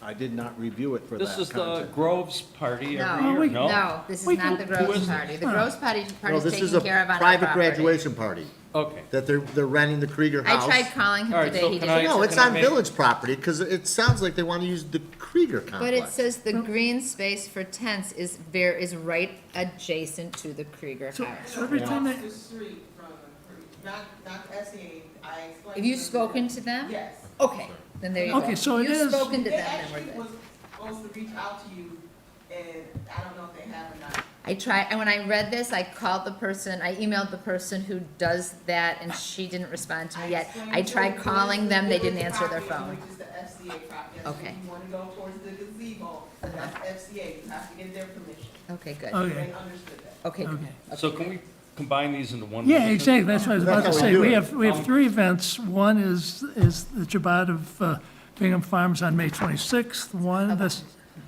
Chabad? Chabad. Chabad, I'm Chabad. sorry. Well, yeah, I Let see him Rabbi speak. Yeah, let's Kaczynski's do it here. separate, and Even though it's a consent agenda, we're going to approve it. It looks like he wants to get a plug in. I so- just wanted to mention something. It's been several years since the last time I was at one of these meetings, and in the interim, we've had several events on public property, and they've all been approved. So I want to thank you all for that. I also want to thank Mike for his heartfelt words before. As obviously, I'm representing the Jewish community, so those words about the Jewish community is very meaningful. And I also wanted to thank all aspects of the community. When we make one of these events, there's many entities involved, and we have the FCA and the Main Street Franklin is very helpful to many things that we do, and there's the village, and everything comes together. And the church has been very helpful as well for letting us use their space. And I just wanted to take the opportunity to come in person and thank everybody. Do I understand correctly the Chief Roberts is leaving us soon? Yeah. He is So I definitely want to retiring. take this opportunity of thank you for all your help and support for the Jewish community all these years that we've known each other. And I hope that with this, like you said, will be consensus and will be approval. Is there any questions or comments about the event? Nope. Are we clear on where this is gonna be? Everywhere. And is there, and you had mentioned to me that there will be security, Yeah. and at least Chief Roberts is Yeah, and comfortable. Chief Roberts asked me today if they will be armed. They will be. Yeah. So we had a conversation earlier today about this. Oh, okay. If there's anyone who wants to see a flyer, we have a few flyers. I didn't realize I only have 4 of them, but Oh, yeah. I can leave them here for anyone Yeah, else. leave them up front, we'll grab one and make Yeah. copies. Yeah, and the only comment that I have is, again, thank you. You've been an absolutely wonderful asset to this community since you've come and opened your store. Your engagement within the community is exemplary of what we would want to see from any owner. There's owning a business within the community, and then there's being part of the community, and you've definitely represented that, so thank you. And Thank you very much. absolutely, I think this builds upon that. Thank you. And we love having Muthia on the board of the He wasn't able to make it tonight. Someone has to be with the kids. Huh? Yeah. Okay, so we have these 3 things. How about on May 26th, the Fair Graduation Party, June 15th, which uses some of the village property, and the Community Church Strawberry Festival on June 25th. So I'll make a motion to approve the civic event permits for Lag Ballamore Festival on May 26th, a graduation party on June 15th, and the Strawberry Festival bicentennial event on June 23rd. Second, Second. comments? All in favor? Aye. Aye. Okay, we have an agreement for the Oakland County Tactical Consortium. Chief, here you are again. So this is, just as a reminder as to what this is all about, OAKTAC stands for Oakland Tactical. Virtually every law enforcement agency in Oakland County is a member of OAKTAC. They are a training consortium that we all train together on important things like active shooter response, where we're all coming together, training on that, and as well as like riot training, things where if it was a massive problem, all of the law enforcement agencies would come together, and this way they're all trained to the same standard. They all know each other. They know where to go to and who to report to if there's a, God forbid, a major incident like the Oxford school shooting, for example, where they were engaged for that. So this is boilerplate language that is required of every city, village, and township within Oakland County to approve so that we can continue our membership in OAKTAC. And believe me, we get a lot more out of it than what we pay into it. It's a great program, started probably a dozen years ago by an idea from the Troy police chief at that time to put all this stuff together. And it's really a good program, and I can't say enough about it. The active shooter portion of it that they train on, they find abandoned schools, abandoned high-rise apartments, all kinds of things to practice in. So all of our officers rotate through that every 3 years. They have to go through a 2-day refresher class every 3 years. It's just, I just can't say enough about how good the instruction is and how worthwhile this group is. So I'm begging you to please reauthorize this. So this is a reauthorization of an existing agreement. Correct. Okay, Yeah. do we have a motion to Motion approve? to approve the Oakland And a County second? Tactical I'll second. Consortium Agreement. Any questions, any other comments?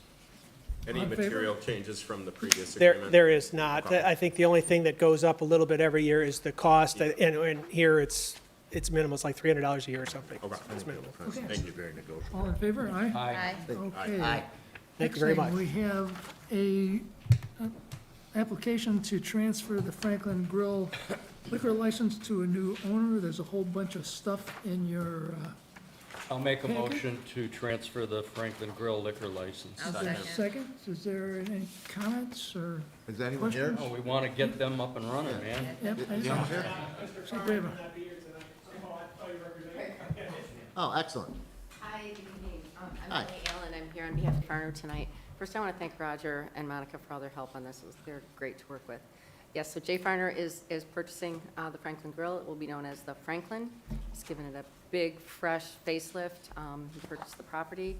We are well underway with the Michigan Liquor Control Commission, and he is just, chomping at the bit to get whatever he needs in terms of very sort of minor permitting. He's buying all new equipment and things like that.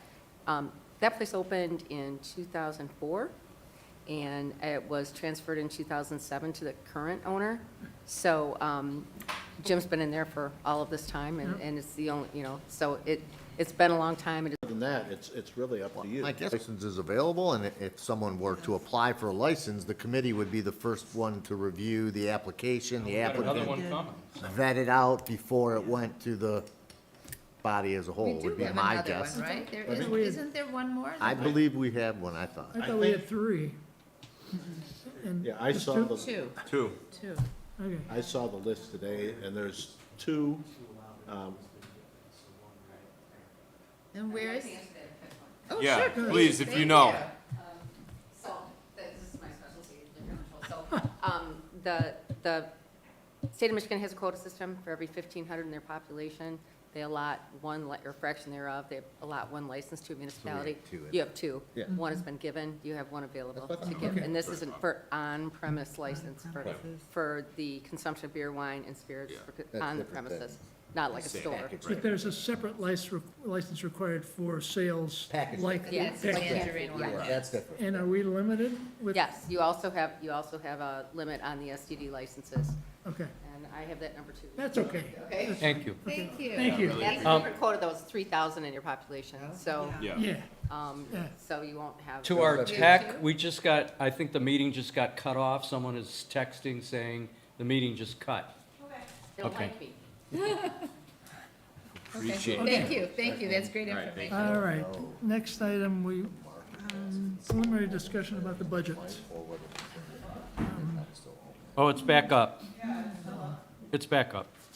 That would be Okay, we have a couple documents here that propose budget, 5-year plan, and then a lot of detail. Roger, do you have anything specific you wanted to talk about here, or is this? well, we had an opportunity with the finance committee that consisted of Bill and Pam a couple of weeks ago. We walked through this. The opportunity that we have, I think, is to understand that most of what we are proposing in the coming year is sort of status quo. We're in reasonably good shape with the use of the funds that we received as a consequence of the override of Headley, but that will not last for long. So the material that you have in front of you should include a 5-year projection of what will be available in each of the coming years based on our current economic forecast. And it indicates that we really need to spend some time talking about what your long-term plans are for revenues.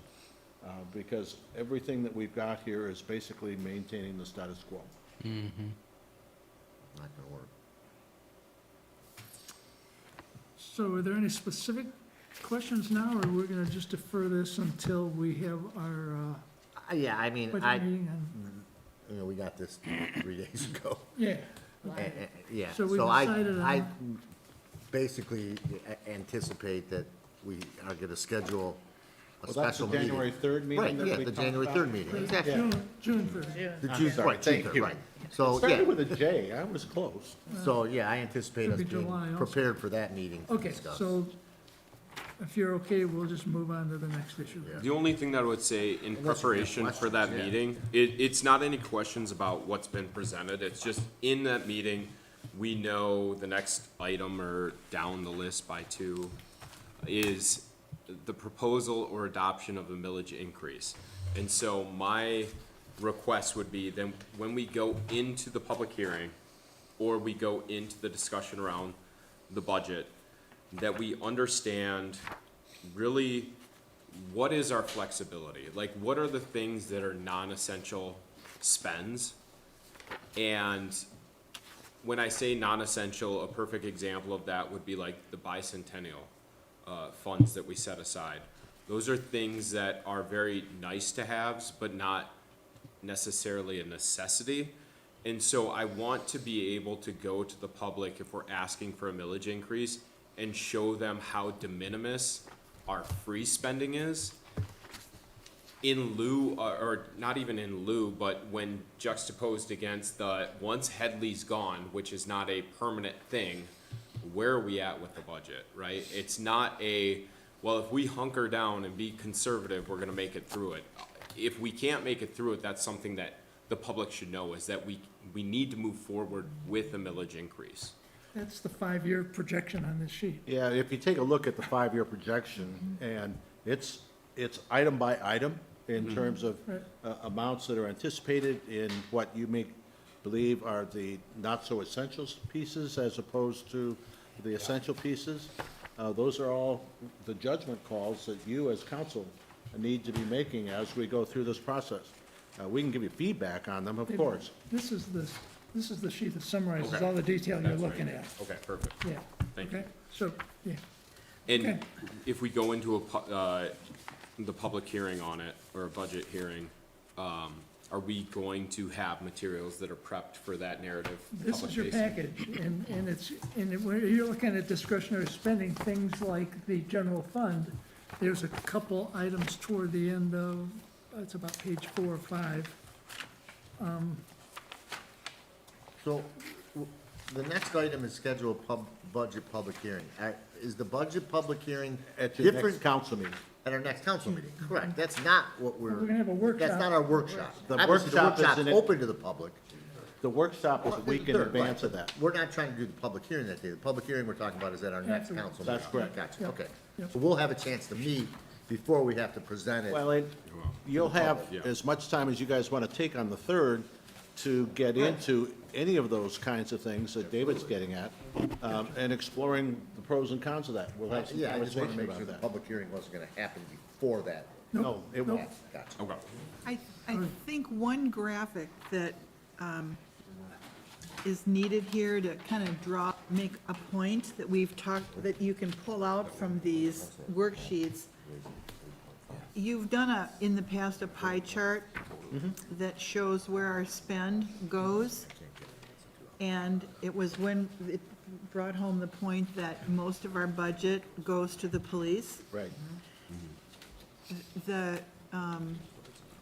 If you and Some the visuals. team could Yeah. put that together and even do a series of them so that we can see how the Yeah. mix is gonna look, it's graphically a little Make easier it as easy to as possible understand. for us, yeah, I agree. I mean, year over year. it's Lance made 5% an, increase.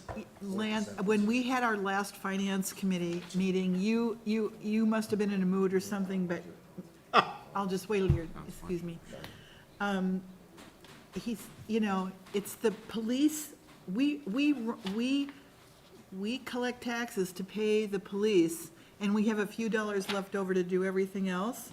And we go through these, you were much more pithy about it, but I think the point was, unless we take a look at our biggest spending item, and we really take a look at it, we're gonna quickly say, $10,000 for bicentennial. Isn't gonna solve Nothing. anything, right? But look, I encourage you to look at these spreadsheets. Please have those pictures done, they're so valuable. But look at where our money's going and where it's coming from. Be mindful also that we have the lowest municipality taxes anywhere by charter. And we get a lot of pushback from residents, we know that. But have we really shown people where the cost to live in Franklin sits next to the cost to live in Southfield, Birmingham, Bloomfield, or Farmington Hills? It's just context. Yeah, I think that's helpful too, But- in the sense of I agree with you 100%, Pam. I think because the complicated thing is the shared tax revenue, or I guess the fact that we're taxed by Southfield Township, right? And so you're layering on Franklin taxes, then you have Southfield Township. And so when you do the combined services and really divvy out where do our taxes lay compared to everybody else, I think that's helpful for painting the complete picture. But even to your point around the police and how much funds go towards our police department, I think that's helpful context as well, because when you all were talking about the Headley override, it got derailed into conversations about excess spending when really the root cause of it is the bulk of our spending goes towards the police department. And so that's where I think we need to be very clear about telling our story and telling where tax revenues are going from, which is why I was kind of prompting those questions, so I appreciate Yeah. it.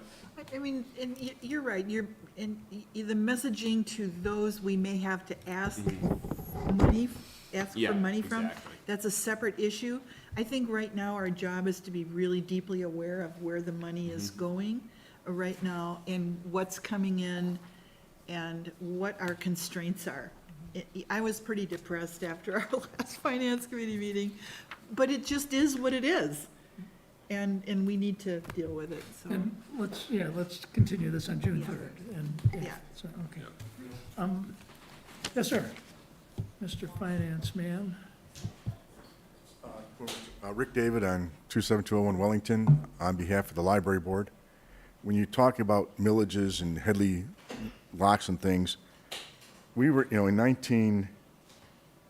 1973, the residents of this community adopted a 1 mil for the library. Yep. With the Headley holdbacks and things, we're down now to under 6% of that, 60% of that number. So when you're talking, if you're looking at trying to go back to release some of the Headley limitations, it may be appropriate, if you're going to go to the voters on a millage, you may want to consider getting the library back up to its 1 mil. Honestly, Rick, that's really the library's initiative. If you want us to do that, tell us. I'm Yeah, just, it's you're your What would talking you have to about, do, a Headley override on the library Yeah. millage? Again, if Rick's saying you don't have enough money, and you want to ask the But voters that for more wasn't money. part of what the Headley, when we did Headley, it didn't do a blanket on No, all of but it was our just- various, no. The only just thing we- the general fund. That's all we did. Right, Yeah. right. But Thanks for when, bringing your point is, when we communicate to voters, we can advocate for the well, if you're restoring. going back, the question becomes, if you're seeking of going back to raise the millage in any way, shape, or form, we'd like to look at the fact that the library itself has been, terribly hit with the Headley lock. Right. I had no idea it was on 40% of the value went down. Yeah. And I didn't know that, so I'm really glad you're. It's in the saying packet. so. I just saw it in the packet the other day, and I said, oh my goodness, that's a lot of money. Okay, thank you. Thank you. The problem is the initial millage was approved so long ago, in 1973, so you got a lot of Headley hits since then, so. Okay, so we're going to, at our workshop June 3rd, we're going to continue the discussion of That was budget. a permanent recurring thing? Yes, sir. Headley? No, the No, library. the library. Yeah, it was for some reason, there's 3 or 4 of them that are permanent, yeah. Yep, Gotcha. yep. Okay, can we, so we said schedule a public hearing for 12D. That's the public hearing at the next council meeting, correct? That's correct. Okay. But you have to adopt the notion of a public hearing on that date. So we I need a move that we motion to, schedule a budget public hearing for our next meeting, on June 10th. June 10th. Is there a second? Second. All in favor? Aye. Aye. Okay, adoption of millage rates. You have a sheet in your packet here that has the tax rate request. It's a landscape, and it's, basically, we're maxed out at, we have 1, 2, 3, 4, 5, 6, 7 different millages that are assessed, and we're maxed out at 5 of the 7. So that really, the only questions are rubbish and the fire millage. The fire, we're at 3, and we can go to .5067. Rubbish, we're at .54, and we can go to 1.8 almost. So everything else is maxed out. The real question here is, do we want to increase the rubbish, given that we know a big rate increase is coming? If you have the opportunity, I would take it, because I believe that it's going to cost us more whether we do it with GFL or we do it with another vendor. Okay. What is the justification for their doubling? Have they given us any Doubling? doubling? The 1.8 to 3. I mean, that's No, it's- 180,000 Yeah. It's essentially double. times 2. Doubled it. Yeah. And have you gotten any competitive bids elsewhere yet? Just finding where they are so that we can get to them has been drawn. Not that many guys out there. not that many major trash haulers out in. Well, and that's part of the problem, is that GFL has put everybody else out of Trash haul business. business? Well, they did that a few years ago and they came and Not a sold, business. sold us on those lost leader prices. Everybody jumped on that. Now Well, they've got to did- make that up because now they've got everybody. Did- I mean, That's it was very Did we masterful. receive a significant discount when we, Oh, yeah. When we first signed up with GFL? did we? Yeah, I don't absolutely, yes. Oh, So They- this They is, sucker. this so they're is, just getting us They, back. they just grabbed all the customers. Time to And pay now up.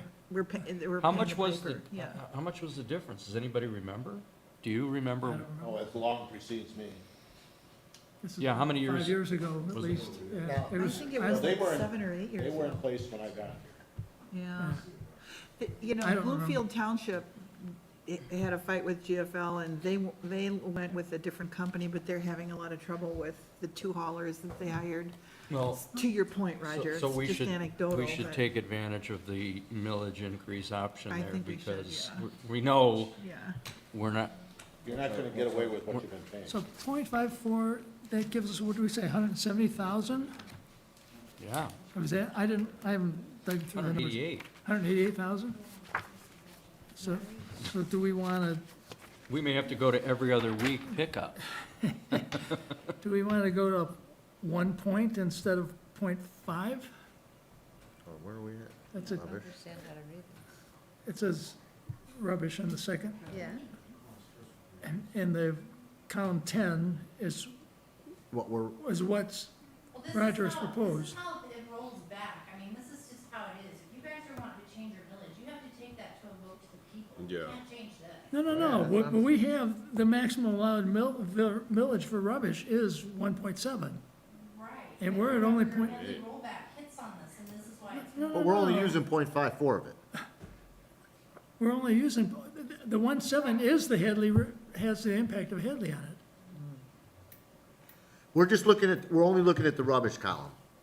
Maximum allowable levy, I think what Bill's saying is 1.79, and we're only using 0.54 of it. If you look up above, we're using all of it. All the ones above, we're almost, Except for fire. right, except for fire, we're using all of it. And So fire we should probably. double it on the basis that we may be potentially. To me, that's the safe thing to do right now. We don't have to charge it if we can Well, we negotiate can't a good double it. deal. We only have, Well, we could triple it, oh, no, right, I'm looking at the wrong column, I'm sorry, 0.54 to 1.7. Yeah, we Yeah. could double it, yes, we but could. I'm with Mike, and let's go to, propose that it be 1.0 mils rather than 0.054. And again, let's be very careful how we move forward, and if we only need, If we get a better 0.8. deal, we don't use it. right, right. Goes into the general fund, is those No, things it that go into doesn't. It the, can't. stays in that, It stays in that fund. column, It's a okay. separate fund, So then next year, if we have a surplus, we can revisit. right. Doesn't sound like that's gonna happen, though. We can't put ourselves in a position that we're Yeah. $100,000 short on a GFL contract. But if you wind up with a fund balance in there, you can leave it in that fund. Right. No, if we run short, the money comes from the general fund, that's what happens. Right. And we don't That's really also need that, right. And the So- same goes for fire. We can increase fire But as well, 'cause fire's okay with what they have. they're okay this not year. weird. They're Yep. okay this This year year. with what they Yeah. have. Next Chief year, said they next- want The next more couple of years next is, year. yeah. He Right. said next year, Yep. yeah. Right. Yep. This is what happens when companies merge. Okay, so we need a motion, if we agree, we need a motion to accept the millages with the exception of rubbish, which we would change from 0.54 mils to 1.0 mils. I'll make that motion. Is there a second? I'll second. Okay, any further discussion? The discussion I would have would be, following this vote, do we want a subsequent direction to Roger to evaluate competition with GFL? Oh, I think he's already doing That's it. part of what we're doing. Oh, we're already doing down that. that road. As soon as they sent us a letter saying No, that they were doubling. I'm just saying, do we I'm like, want anything Oh, No. yeah, directed from council? Yes. But if, Do you need It's already something? happened. we talked about that before. Okay, got it. Okay. okay. When does the contract Not an expire? Yeah, we talked about it in a minute. I think it's July the end of- 1st. The end of June. Yeah, Wow. yeah, so we gotta move quickly. Wow. Okay, if I say Wow. something? Sure. So with regards to the contract, I know that with GFL, when we, if you didn't have a particular trash can, that they would prefer to purchase through them. So any contracts that we're creating with another person, if they require everyone in the village to buy a can, then that's effectively increasing the millage, to going directly to them. So I mean, I don't know if you're already thinking about that, but that's, you know, It's a good point. It'd be neat to have the option to, not to do that. right. Right. We have to put all the numbers together, and obviously that'd be part of it. That would be one of the numbers to consider. It's, Okay, so we have a motion and a second to accept the 2024 tax rate request as presented, with the exception of rubbish, which we will change the millage from .054 mils to 1.0 mils. All in favor? Aye. Okay. That solves that one. Next issue is artificial turf. What did we do? Last time we sent this back to, We saw this? Was this the national championship night? Maybe. Potentially, yeah. I think it was. artificial turf. Stuart, can you help us out on that one, please? Maybe we didn't Artificial send this. landscaping, actually, it's not. you did not send this to us. We did not. No, this So is this direct, one- I'm this is, sorry. this is directed from, This- uh, Okay, so yeah, you. so this is directed from, and originated from the, planning commission, due to some a zoning meeting we had with regards to a property that was looking to, put an impermeable they're requesting for an increase in permeable surfaces for the property that was beyond what the ordinance allows, so they could apply, artificial turf. Though it is misnomered because it is not artificial turf that we can actually legislate against. It is actually for artificial landscaping, which includes rubberized mulch or things that could, or plastics or artificial materials that Okay. would potentially get into our waterway. So we discussed this quite vigorously in the planning commission, and we had a public hearing last month, and it was voted on by planning to propose this ordinance to council for approval, or change, or rejection. So it's in your hands, so I'm happy to answer any questions. So the change in the ordinance is really one paragraph on the first page of That's right. Chris Dewson's note. All unpaved portions shall be planted with grass, ground cover, or other suitable live plant material. So, But I think dead material works too. It doesn't have to be a lot, it has to be planted with, but Organic material. organic material. yeah, Right. yeah. Any discussion on this Are one? there We don't have a- limitations to this, or what? I'm sorry?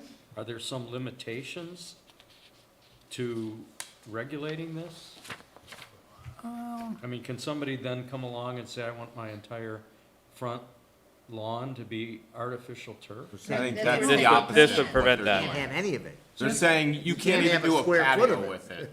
Yeah, You can't this- do a square foot. This doesn't allow any, Okay, okay. yes. It doesn't mean you can't put a rubber mat down, because it's not, this is landscaping. It's part of landscaping, yes. Right, yeah, your welcome mat is not gonna be denied. Right, right.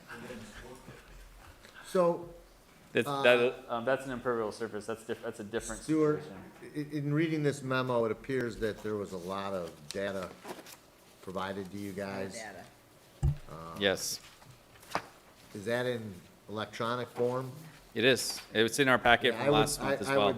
I would suggest that at a minimum, that get distributed to us, because, I mean, you're asking us to understand science that is still very speculative as far as, So what's in Direct. here is not This is a enough? pretty good synopsis. This is of all. good. This is, Yeah, this, Pretty good yeah. synopsis. and then from our packet for last month at planning, if you go to that, that has the larger volume of documentation for this.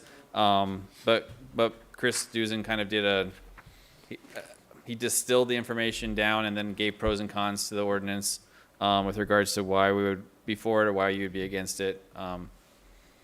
So What's your recommendation? planning commission recommends the ordinance, so that's why it's coming to 5 you. to 2. 5-2, yep. On Okay. page one, that, Okay. adopt that paragraph at the bottom of, yeah. So, So do you want some more Well, background information, I'm no, okay with because that. I don't know. I was just curious. I was just curious if it was available for us. So, real No, quick, 'cause I've already made my mind. just as a summary of your evaluation, current state, if you do a More flammable too, not only is it. permeable, absent this, if you did a permeable artificial turf, would that still be considered impermeable surface under our current ordinance? So, let's, ignoring the ordinance today, yeah. and just looking at the ordinance as it's written today, if it is an impermeable surface, you are limited, so sports courts, tennis Yeah. courts, whatever, those count as permeable surface. Your driveway has a limitation as well, how backyard patio, Yeah. things like that.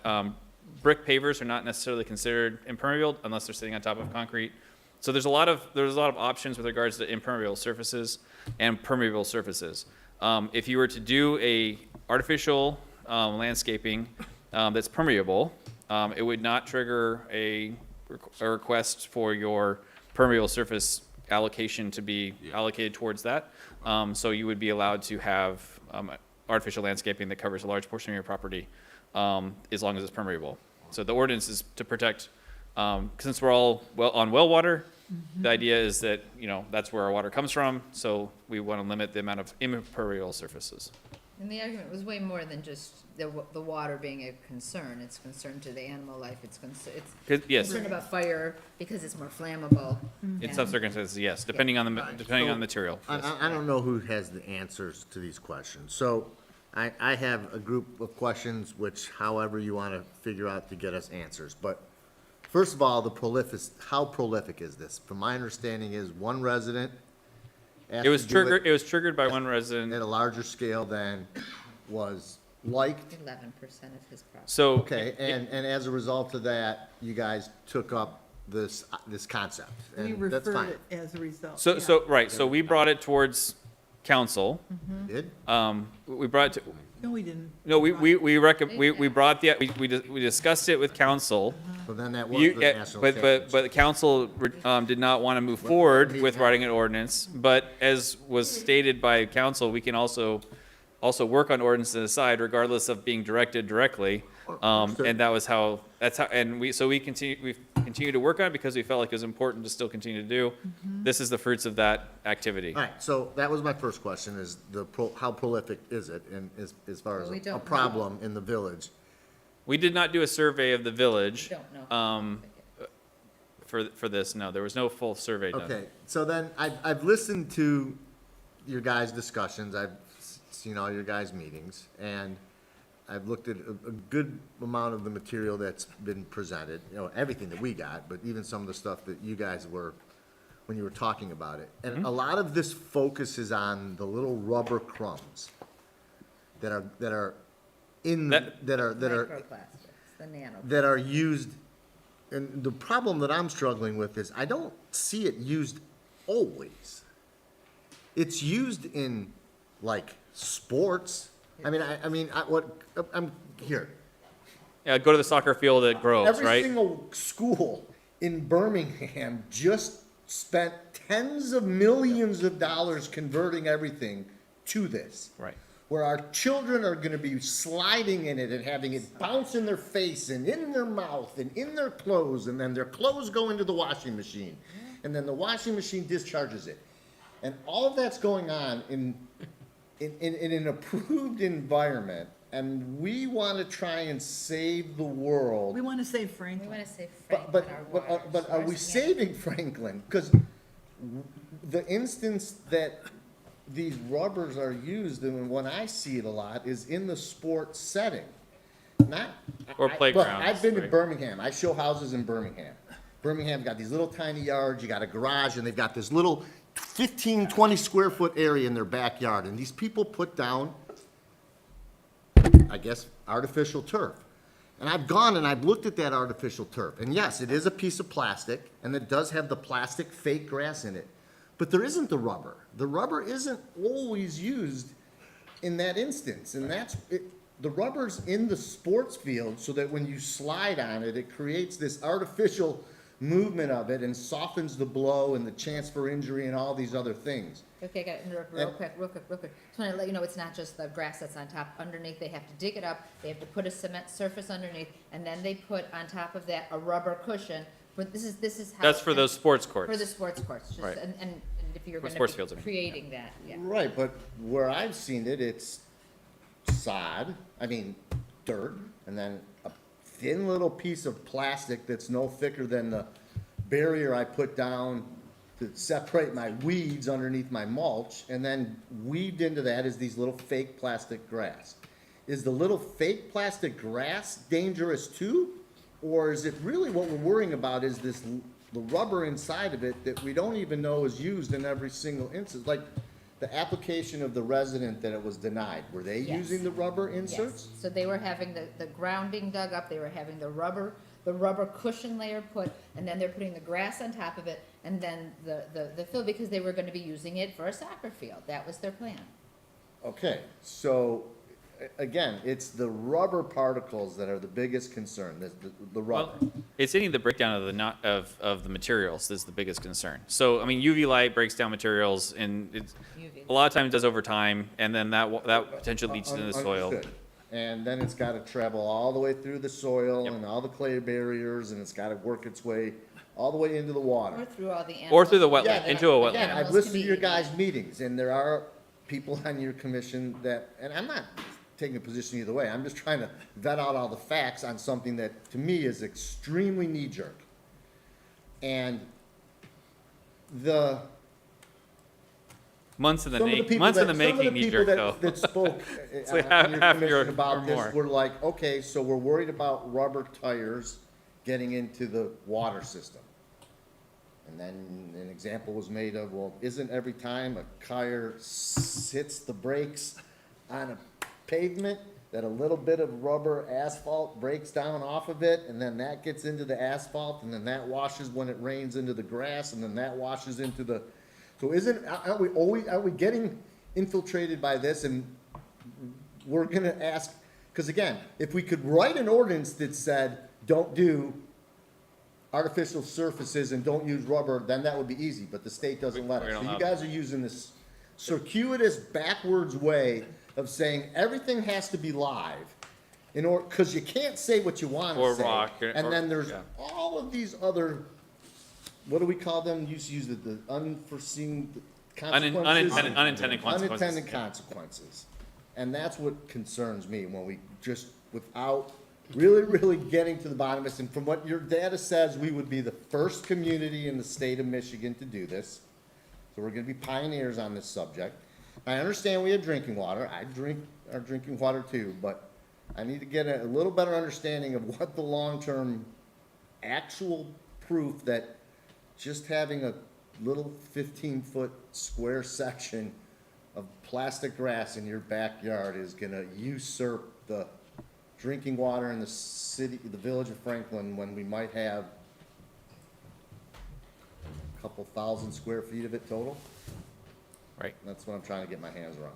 No, I understand. Those are some of the things we grappled with as well. I know, I heard them. Yes.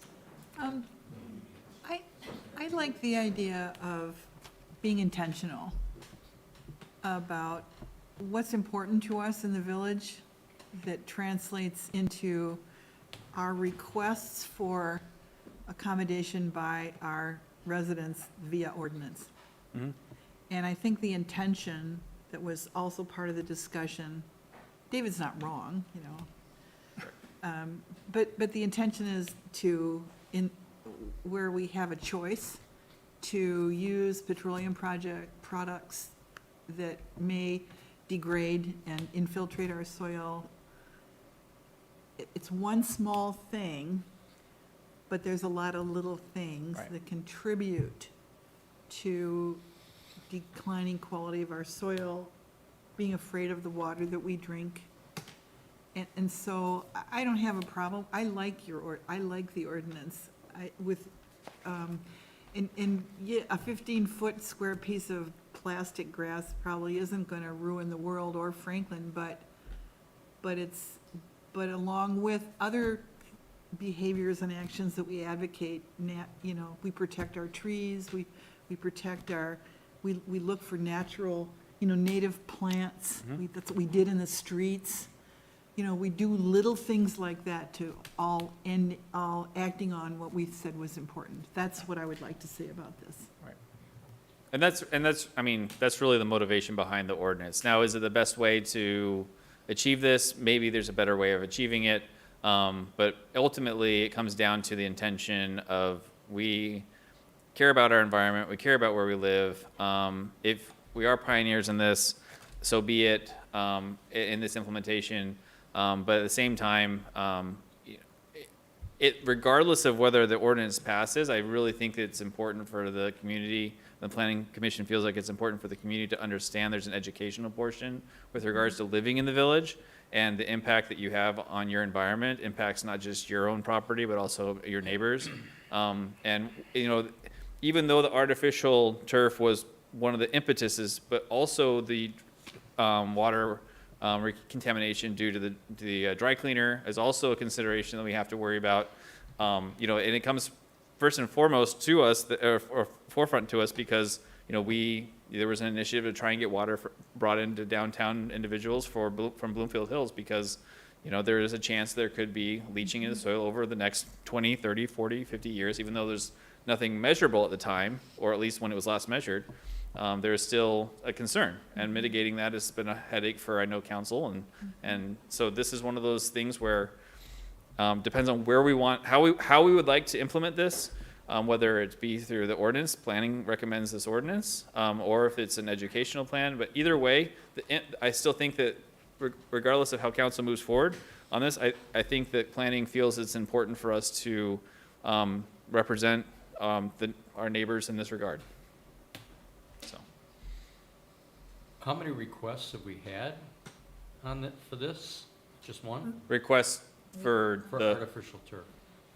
one that we know of. We haven't had any, But we didn't have I mean, it was mostly just part of their permitting process for requesting an easement, not easement, a zoning allowance for the building that they were doing in the So, property. correct me if I'm wrong, Mike, the reason that this came up is because it contributed to the non-permeable surface. That's right. They exceeded it, that's why they went to the ZBA. So if somebody were to install artificial turf, we may not know. It was just the fact that it was impermeable surface. there's this whole element of rural character that we really haven't addressed that's important to me, and a natural lawn versus a synthetic lawn certainly contributes more to our rural character. And, you know, these are, Right, and so does, I mean, shouldn't say the way we fertilize our lawns also impact us as well, the groundwater and the surface water, actually more than the groundwater, and we're River Rouge tributary, so we have impacted as well. There's a lot of things that we do downstream, being upstream, we do downstream impact by having a rural lawn, but we also recommend people have, you know, wildflowers. Gardens. Garden, and don't necessarily make your whole lawn a lawn, make it, you know, have some more nature. right. So, do we have a motion on this one or not? I don't recall. I have a motion to approve. I'll second. So, a motion to approve this in the first reading? Is that what we want to say? Sure. You okay with that? So I have a motion and a second to approve the Well, is it, change in This is the first reading, this right? is in the first reading, yeah. This is the first time it's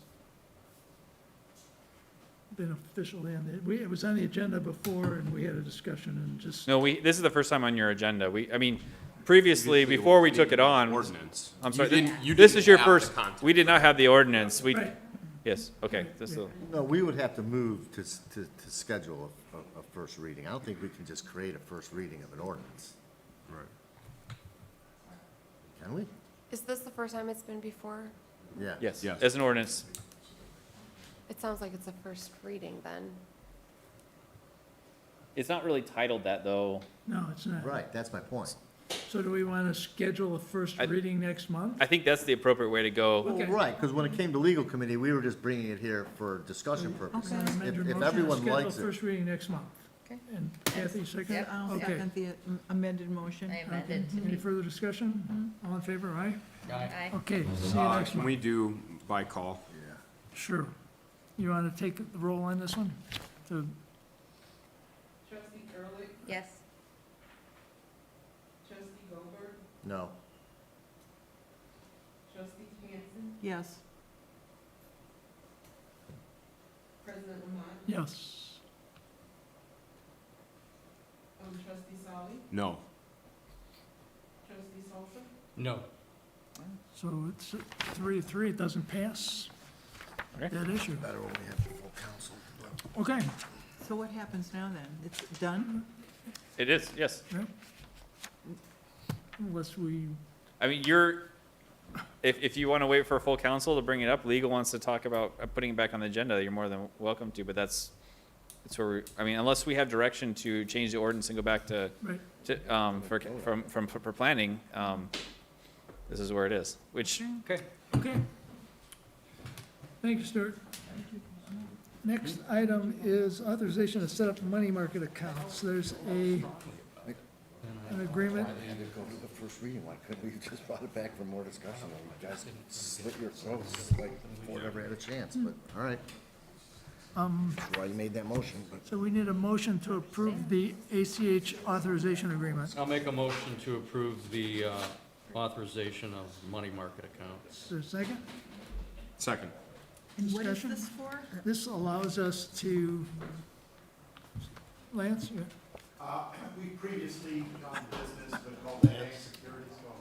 Go ahead. Okay, very well. We've previously done business with multi-bank securities where we have 3 active accounts, general funds, perhaps one of the roads accounts, and monies that are currently at the bank are earning very low to minimal interest, and we're looking to transfer and utilize their municipally approved money market accounts so we can earn significant interest on that money. What's the percentage? North of 4%, yeah, That's great. yeah, yeah. What's the general risk on it? Well, they're buying T-bills, US T-bills in the account, so yeah. All right. Okay. All intents and purposes, no risk. And it also allows us to take money in and out as we need to. Right, yeah. What percentage of the available funds would you anticipate investing in or placing in these money I market think we're going to accounts? start with somewhere towards a third, A third of what we have? somewhere in that range, and then as we get comfortable, we're going to adjust. Okay. as they Is learn. that consistent with what other municipalities do? Yeah. Or are we just being super cautious? I think we've been very cautious. Yeah, I know. That's our intent, but Yeah. we don't want to forego the interest. We could use the money too. Yeah, if it's immediate, if it's really liquid, Yeah. I'm wondering why you aren't looking at half. It's Well, we'll it's gonna sit discuss that there. at the June 3rd meeting. Oh, okay, So we'll start with something and then we'll readjust it as we okay, go along. fair enough. Okay, so we have a motion and a second to approve the ACH authorization agreement for money markets. All in favor, aye? Aye. Okay, next one, you have a proclamation that declares June 7th, the Village of Franklin National Gun Violence Awareness Day. I'll make a motion to proclaim, what was the date again? June 7th. June 7th, as National Gun Violence Awareness Day. Is there a second? Second. Any discussion? All in favor, aye? Aye. Aye. Okay. Next, we have a second amendment of the Administrator's Employment Agreements. So the Personnel Committee met to review our administrator and his current salary and package. And in addition, to begin planning forward for the retirement of Roger Frazier and the preparation for beginning the process of recruiting and interviewing beginning in June, so that we have someone hopefully in place by September and can work in tandem for 30 days or so with Roger before he retires. So the Personnel Committee recommends the approval of the agreement and the plan going forward, which will begin marketing in a couple of weeks. So I would make a motion to approve the, consider the second amendment to the administrator's employment agreement. Is there a second? I'll second. Discussion? So I have a question. This third paragraph with this, so is this retroactive pay? No. Yes, yes, it is. Oh, I'm sorry. January 1st, Retroactive to, January 1st of 2023. That puts it back to what it would have been if we'd have abided by the terms of my contract. Okay, so there would be, so you'll get like a lump sum. Yes. So wait, what's the terms of the agreement, of the contract? The contract provides that there will be an annual evaluation of the administrator. We've had one in the vicinity of 4.5 years. This would be the second one.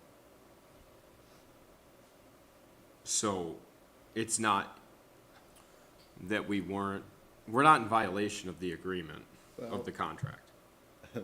That's a matter of discussion, I guess. The contract says that there'll be an evaluation every 2 years. I believe it's every year. Pardon me? Your contract says every year. Yeah, I'm sorry. I said that incorrectly. You're right, it's every year. Is this are we at discussion?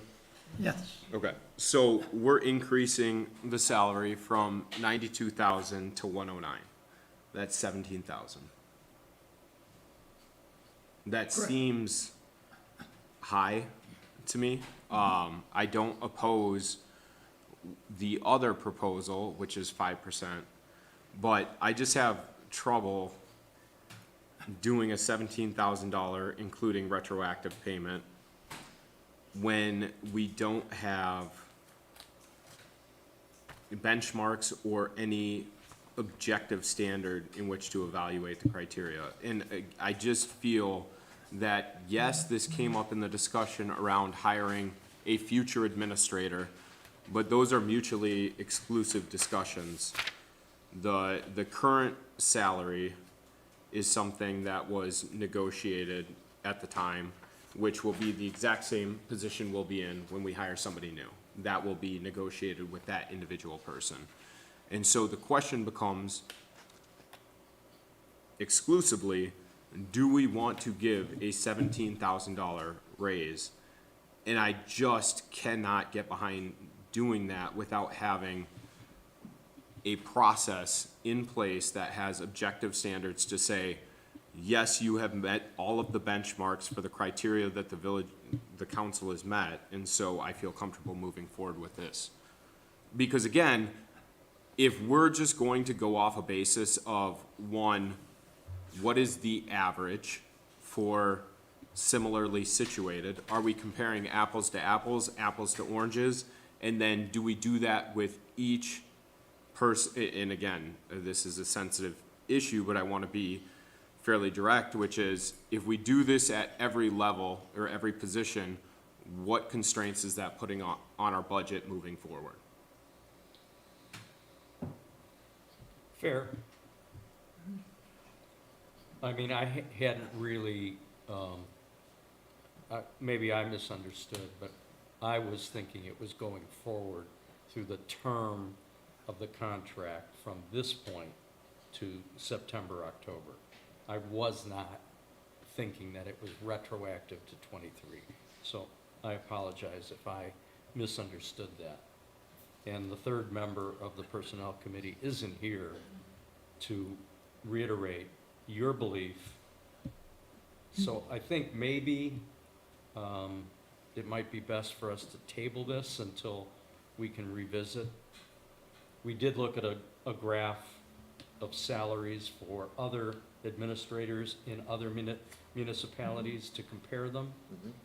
I don't have that in front of me, but it definitely showed that we were on the low end and that we need to be able to recruit appropriately going forward, that we're gonna have a hard time theoretically finding the caliber of administrator that we have in Roger Frazier if we aren't up to a level that's consistent with other administrators' positions. So, So do you want to change your motion? well, I think we have to have a discussion about it, because I didn't consider it retroactive. I had no problem bumping up the salary from this point forward and beginning to use that as a recruiting tool. And I think it's a little awkward for us to be discussing it publicly anyway. So, So we have a motion on the floor to approve this.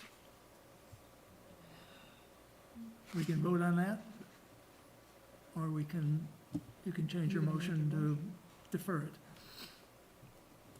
well, I'm not sure what I want to change it to. No, we'll defer it till next month. Oh, okay. So then I would like to make a motion that we revisit this next month after a legal meeting, a personnel meeting that we'll schedule post haste. Because Mark is not here, and I don't know what his interpretation of this is, and I want to be fair. If I misunderstood it, shame on me. If David misunderstood it, And David, I think you seconded it, or did Kathy? Who seconded the motion? I did. Okay, so are you okay with it? The motion to defer, change the motion to defer this till next month? Yeah, sure. Okay. Yeah, and if it's to be retroactive, then it won't affect the bottom So, line anyway. so we're not making a decision, we're gonna roll it over to next month, and, We're postponing it. yeah. So all in favor of postponing this issue to next month, aye? Aye. Okay, let's do it.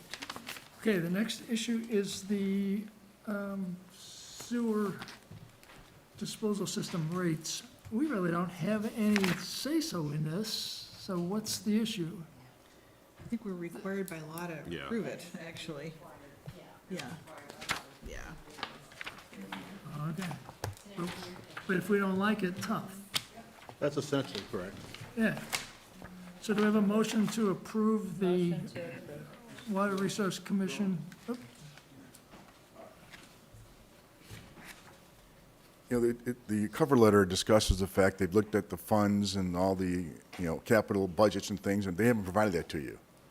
And if I recall, 8 years ago, they came in to try to assess all the users on sewage, and they had a very substantial de minimis fund put away, a capital campaign fund put away, Okay. substantial dollars, and I'm not sure they've ever had to use that much of that in the last 8 years. point.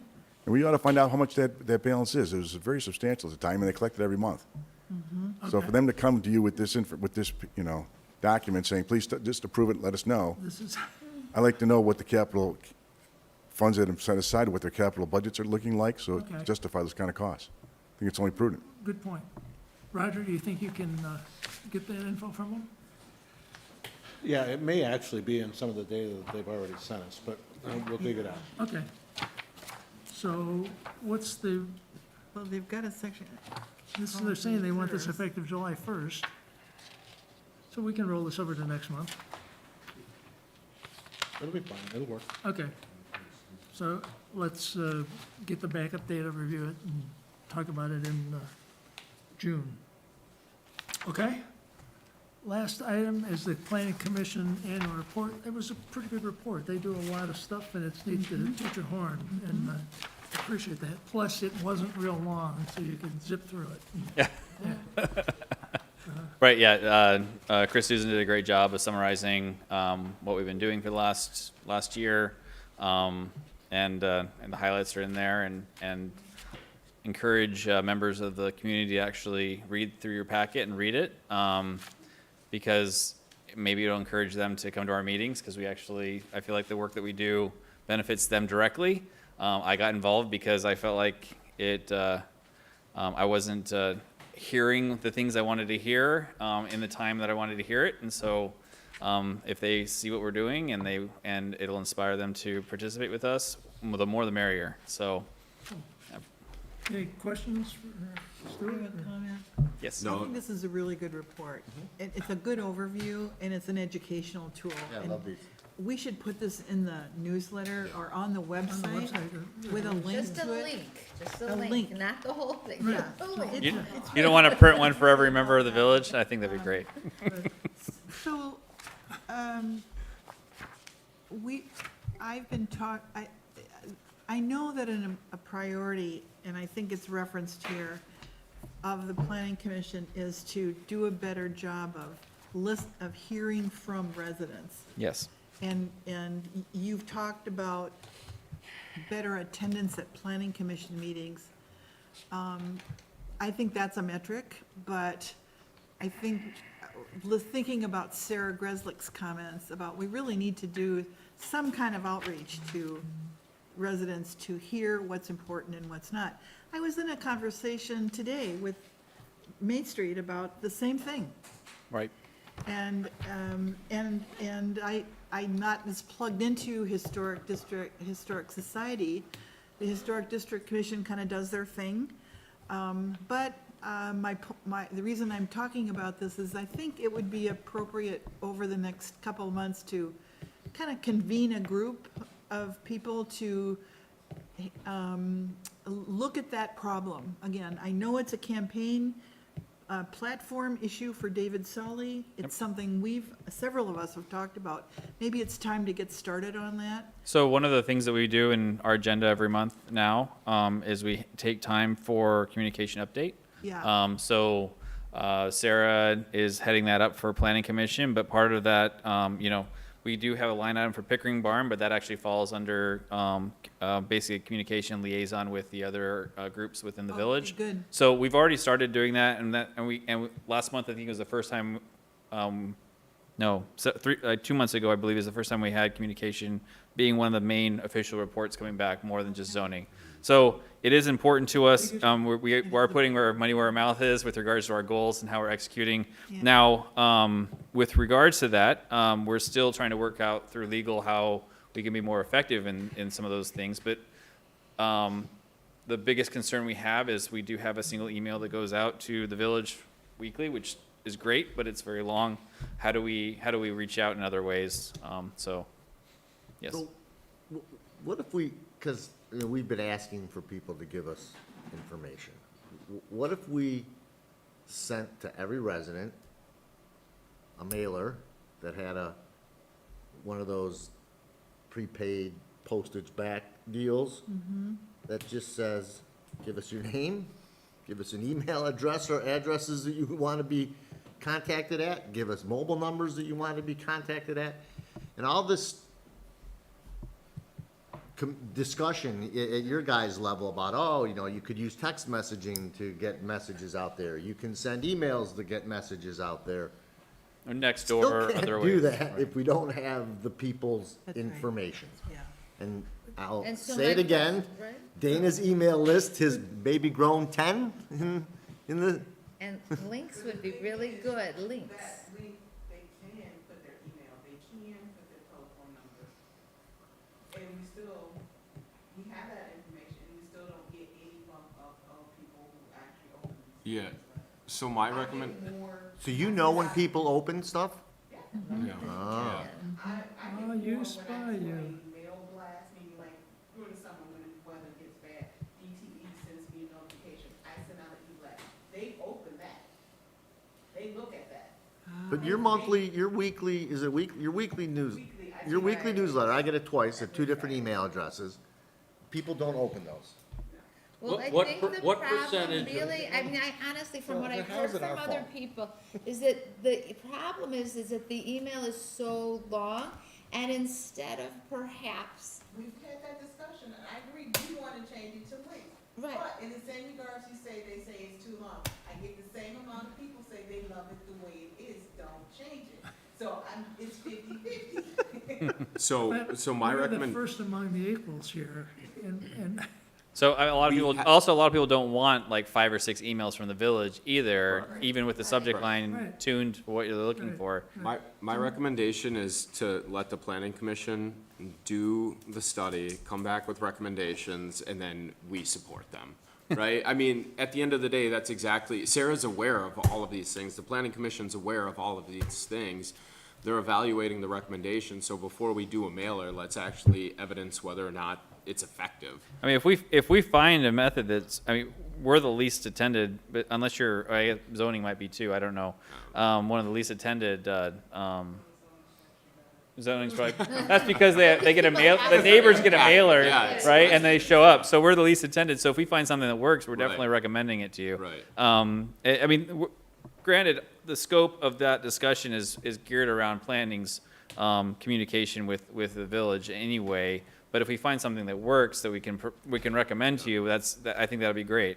You know, the numbers have dwindled here, but apparently we had 8 people live earlier in the meeting, and then I think we're down to what, 4? I think it's 3 now. 3 now? Okay. Yeah, But I think what you're saying, David, is that if we can get people's contact information, we don't, it doesn't have to just be for planning commission, it can be for. Correct. It's a systemic issue with all groups, with every volunteer group too. And so if we did do that, I would love to say, check off the groups that you're willing to, you know, be contacted by, Right. so that one mailer goes out and it affects every single group. Well, and the things that we're trying to avoid are the challenges that we run into with communication with regards to people hearing through a friend of a friend or a neighbor of a neighbor of a neighbor of something that's an ordinance that we're proposing, and then it comes back saying, you've already approved this ordinance. It's like planning has no jurisdiction or has no ability to approve ordinances. We have the ability to write ordinances, and then council can approve or deny that ordinance or modify the ordinance. But, you know, we don't want people showing up to our meetings and saying, hey, because of a knee-jerk reaction, like, hey, I can't believe you're doing, the dog park was one of those examples, right? This is one of the reasons why we're looking at communication. It's like, we're proposing an idea. Nothing is written in stone. We would love you to come and put your voice, especially with the golf cart situation that the ordinance we're working on. I'd love to hear as many people's opinions as possible on this. We have a change.org petition. We have, but what other sides and voices are there? We want to make sure people feel included in these discussions, and I don't want, at the end of the day, to write an ordinance and propose it to council and then have people say, well, I didn't hear about this, this got snuck in. And that's not what we want, right? yeah, so just so the council's aware, at the last planning commission meeting I attended and talked about the communications, very happy that the planning commission is taking this on.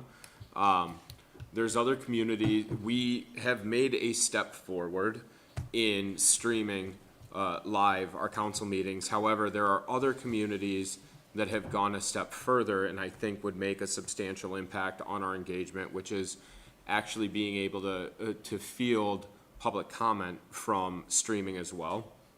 Similar to back, again, when we were in the days of COVID.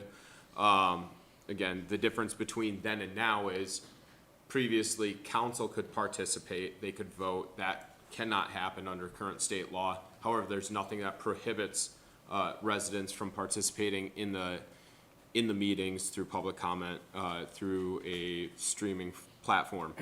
I understand that there are some pros and cons to it, but regardless, I think the public engagement overcomes a lot of the cons, and it's something that we iterate on and improve to try and reduce the negative impacts of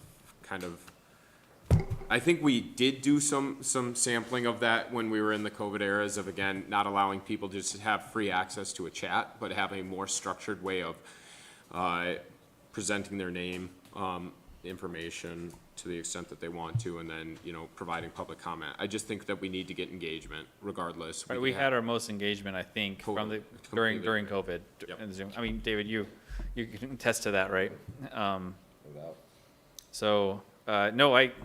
But look how it's tailed off, even though we are live, and we're getting, what, 7, 8 people tuning in? Hang on, sorry, I'll let you finish and then I'm gonna. Well, I'm just saying, understand the concept of allowing people to opine via the internet, but we don't have that many people engaged. So I'm going to completely disagree with that in the sense of I was asked to attend the planning commission by several residents to speak in favor of the golf cart ordinance. And I can tell you right now, my feeling coming out of that meeting was discredited.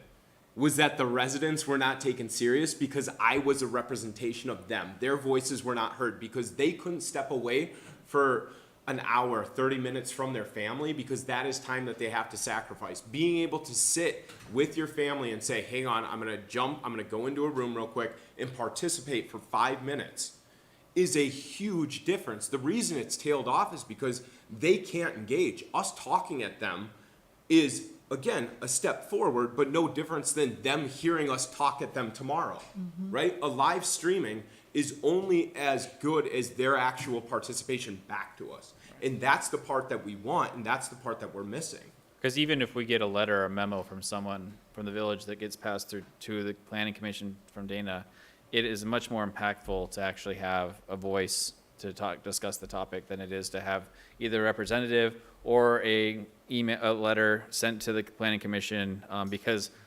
we have questions that we would like to ask, and being read a script and then not having an opportunity to flesh out the idea is very limiting for us, because we get one side, we get one idea, but there are things that we have to consider that might not be represented in the excuse me, in the statement that was made. Sorry. Well, we could experiment with opening it up. Yeah, and I gave that idea to Sarah, and she was very open to it. So, again, this is just me presenting the fact that one of the things we may hear from Sarah, I think Ann Arbor is one of the communities that has this public engagement through live streaming, is that it may come back for us to test out. So again, this is a fully trust the planning commission, fully trust that Sarah's on it. It's something that I presented to them. Let's see what they come back with. Yeah, I've been to communities that have it. There's a cost associated with it, Sure. Yeah. but they do exist. Yeah, and I really would appreciate the ability. We'd have to equip the room with televisions and interactive. Well, we do that in Arizona, and I have 400 owners as constituents. We get a room full of about 24, and online we get about a dozen. And when I go to public comments, we get a handful of public comments online, and they're able to, they're Zooming. So I'm open to the idea. Yeah. I'm just saying right now our engagement Yeah, is so absolutely. low I get it. that it's not going to make that much difference unless people start understanding That's that they available can and that creates more participate. engagement. Yeah. Right. And I will say, I mean, I'm not just looking for the NIMBY participants, right?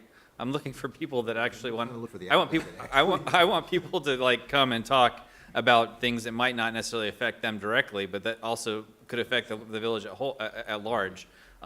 Because I think that a lot of times the people do show up are just because not in my backyard is the reason why they're there, or they might have skin in the game for some reason, whether they want chickens or whatever it may be, or a garden fence, or whatever it may be. I mean, the whole garden fence situation, the discussion that we had a couple years ago, the ordinance we passed, did not come from any neighbor that had a garden fence they were trying to get legalized. It came from seeing it coming up in the village and saying, hey, this is going on. Is this something that we want to support or not support? And turned out to be something that people started using and utilizing. So that's, yeah. Thank Good you. discussion, okay. Yeah, thank you. We've completed our agenda unless anybody has anything else. Meeting's adjourned.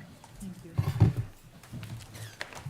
Is any of this stuff that's on the table different than what's in our